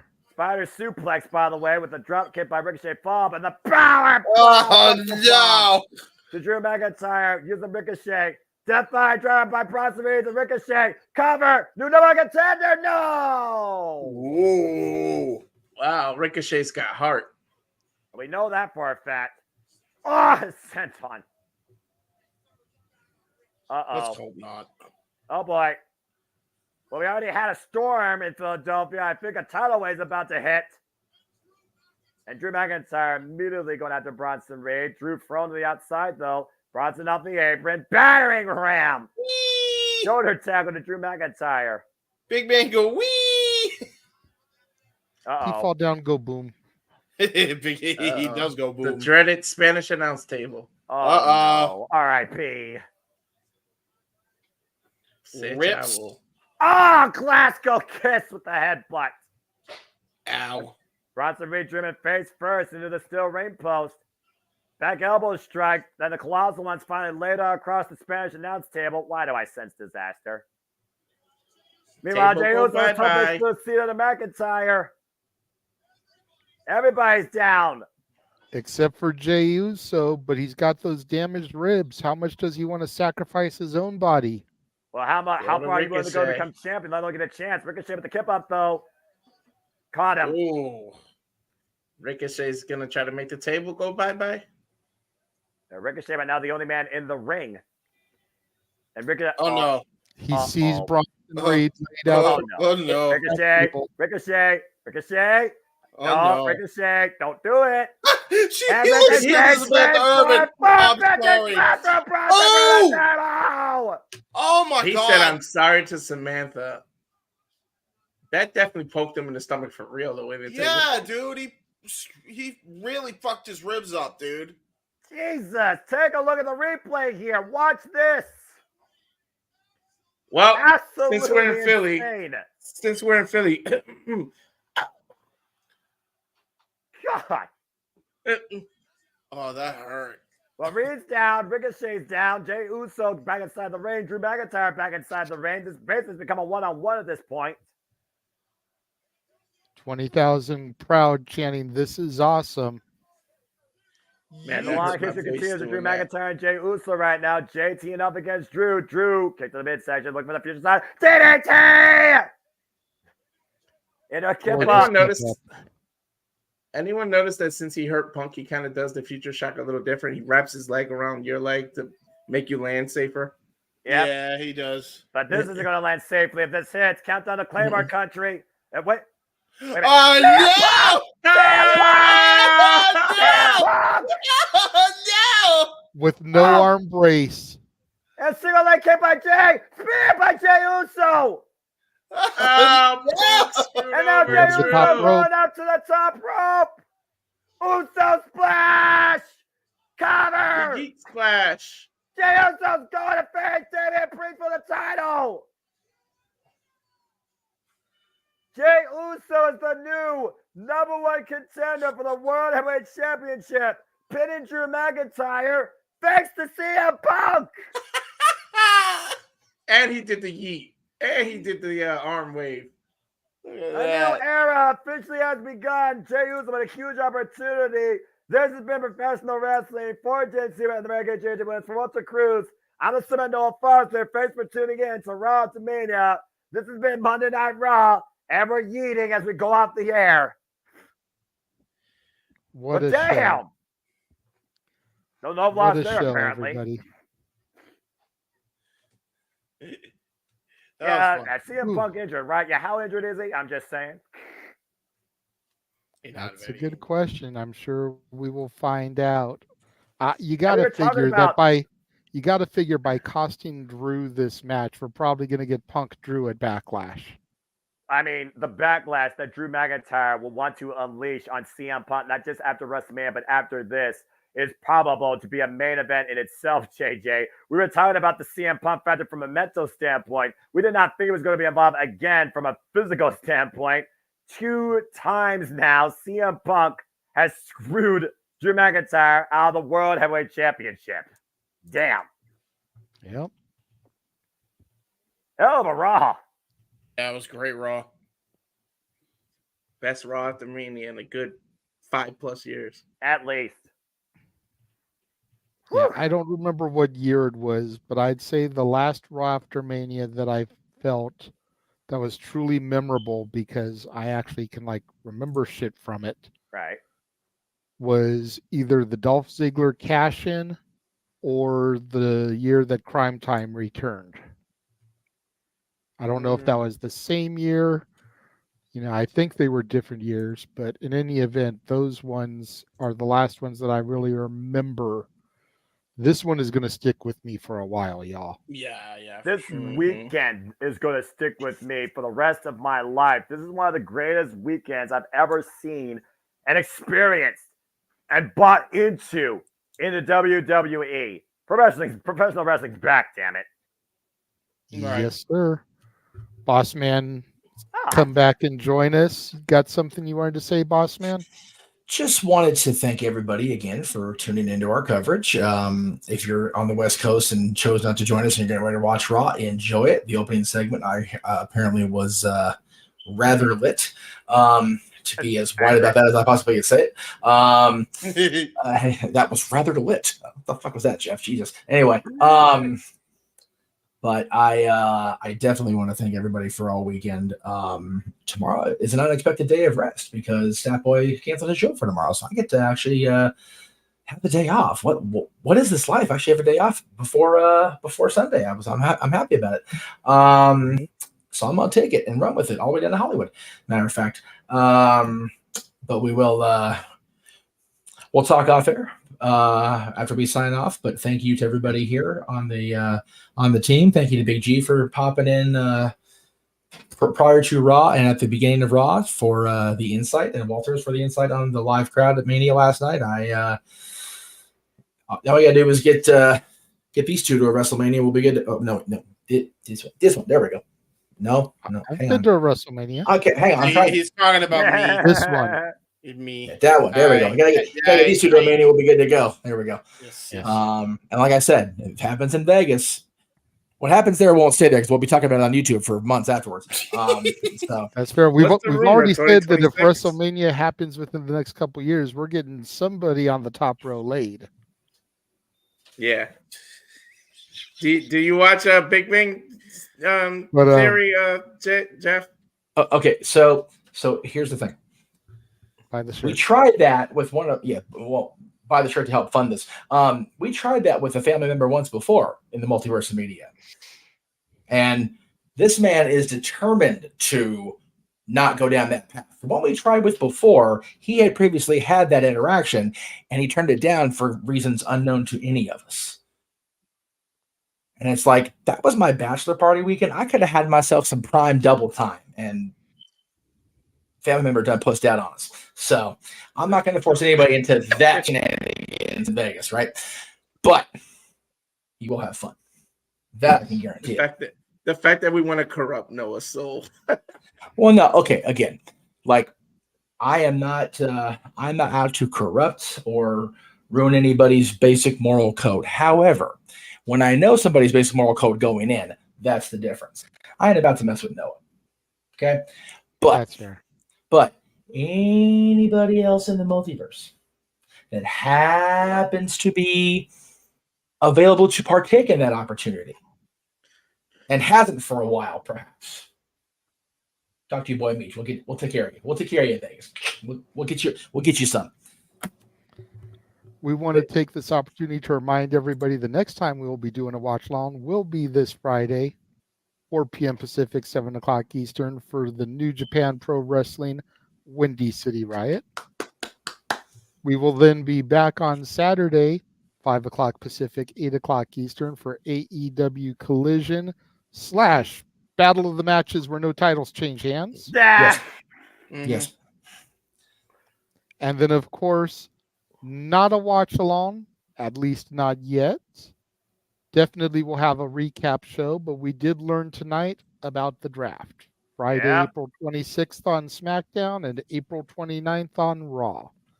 Yes. So make sure you stay tuned for all of that action, watch along coverage, result, commentary about here across the Jeff Meacham Network Multiverse of Media. Yes. With that being said, before we throw up the graphic and get out of here, Noah, good sir, since you have deemed this professional wrestling once again, since you sat there applauding and cheering the WWE and NXT PLEs that have been advertised, unlike the way you used to after this weekend, please take us off the air as you always so eloquently do. This past week and weekend, and Paul Trevec hasn't told you one thing for sure. I'll tell you it again. This is professional wrestling, damn it. And I only wish to encourage you all as always, for I am nothing more but a simple man and a lifelong fan of professional wrestling. Damn it. Can I encourage you? There are no winners, there are no losers, there are no betters. Just fans with opinions with this passion we all share. So at the end of the day, folks, support one another, respect each other, protect your mentality too, treasure your families, and more than ever, now and forever, just enjoy life and enjoy professional wrestling. It is truly as simple as that. What else can be said? Thank you all for joining us and tuning in this evening. And until Windy City Riot, we will catch you guys later. Yes? What? You said, what I can saw we your hand say? up. Yeah. You said, what can we say? If you enjoyed this weekend and this last week, as a particular board member would say, what can we say except you're welcome? Welcome.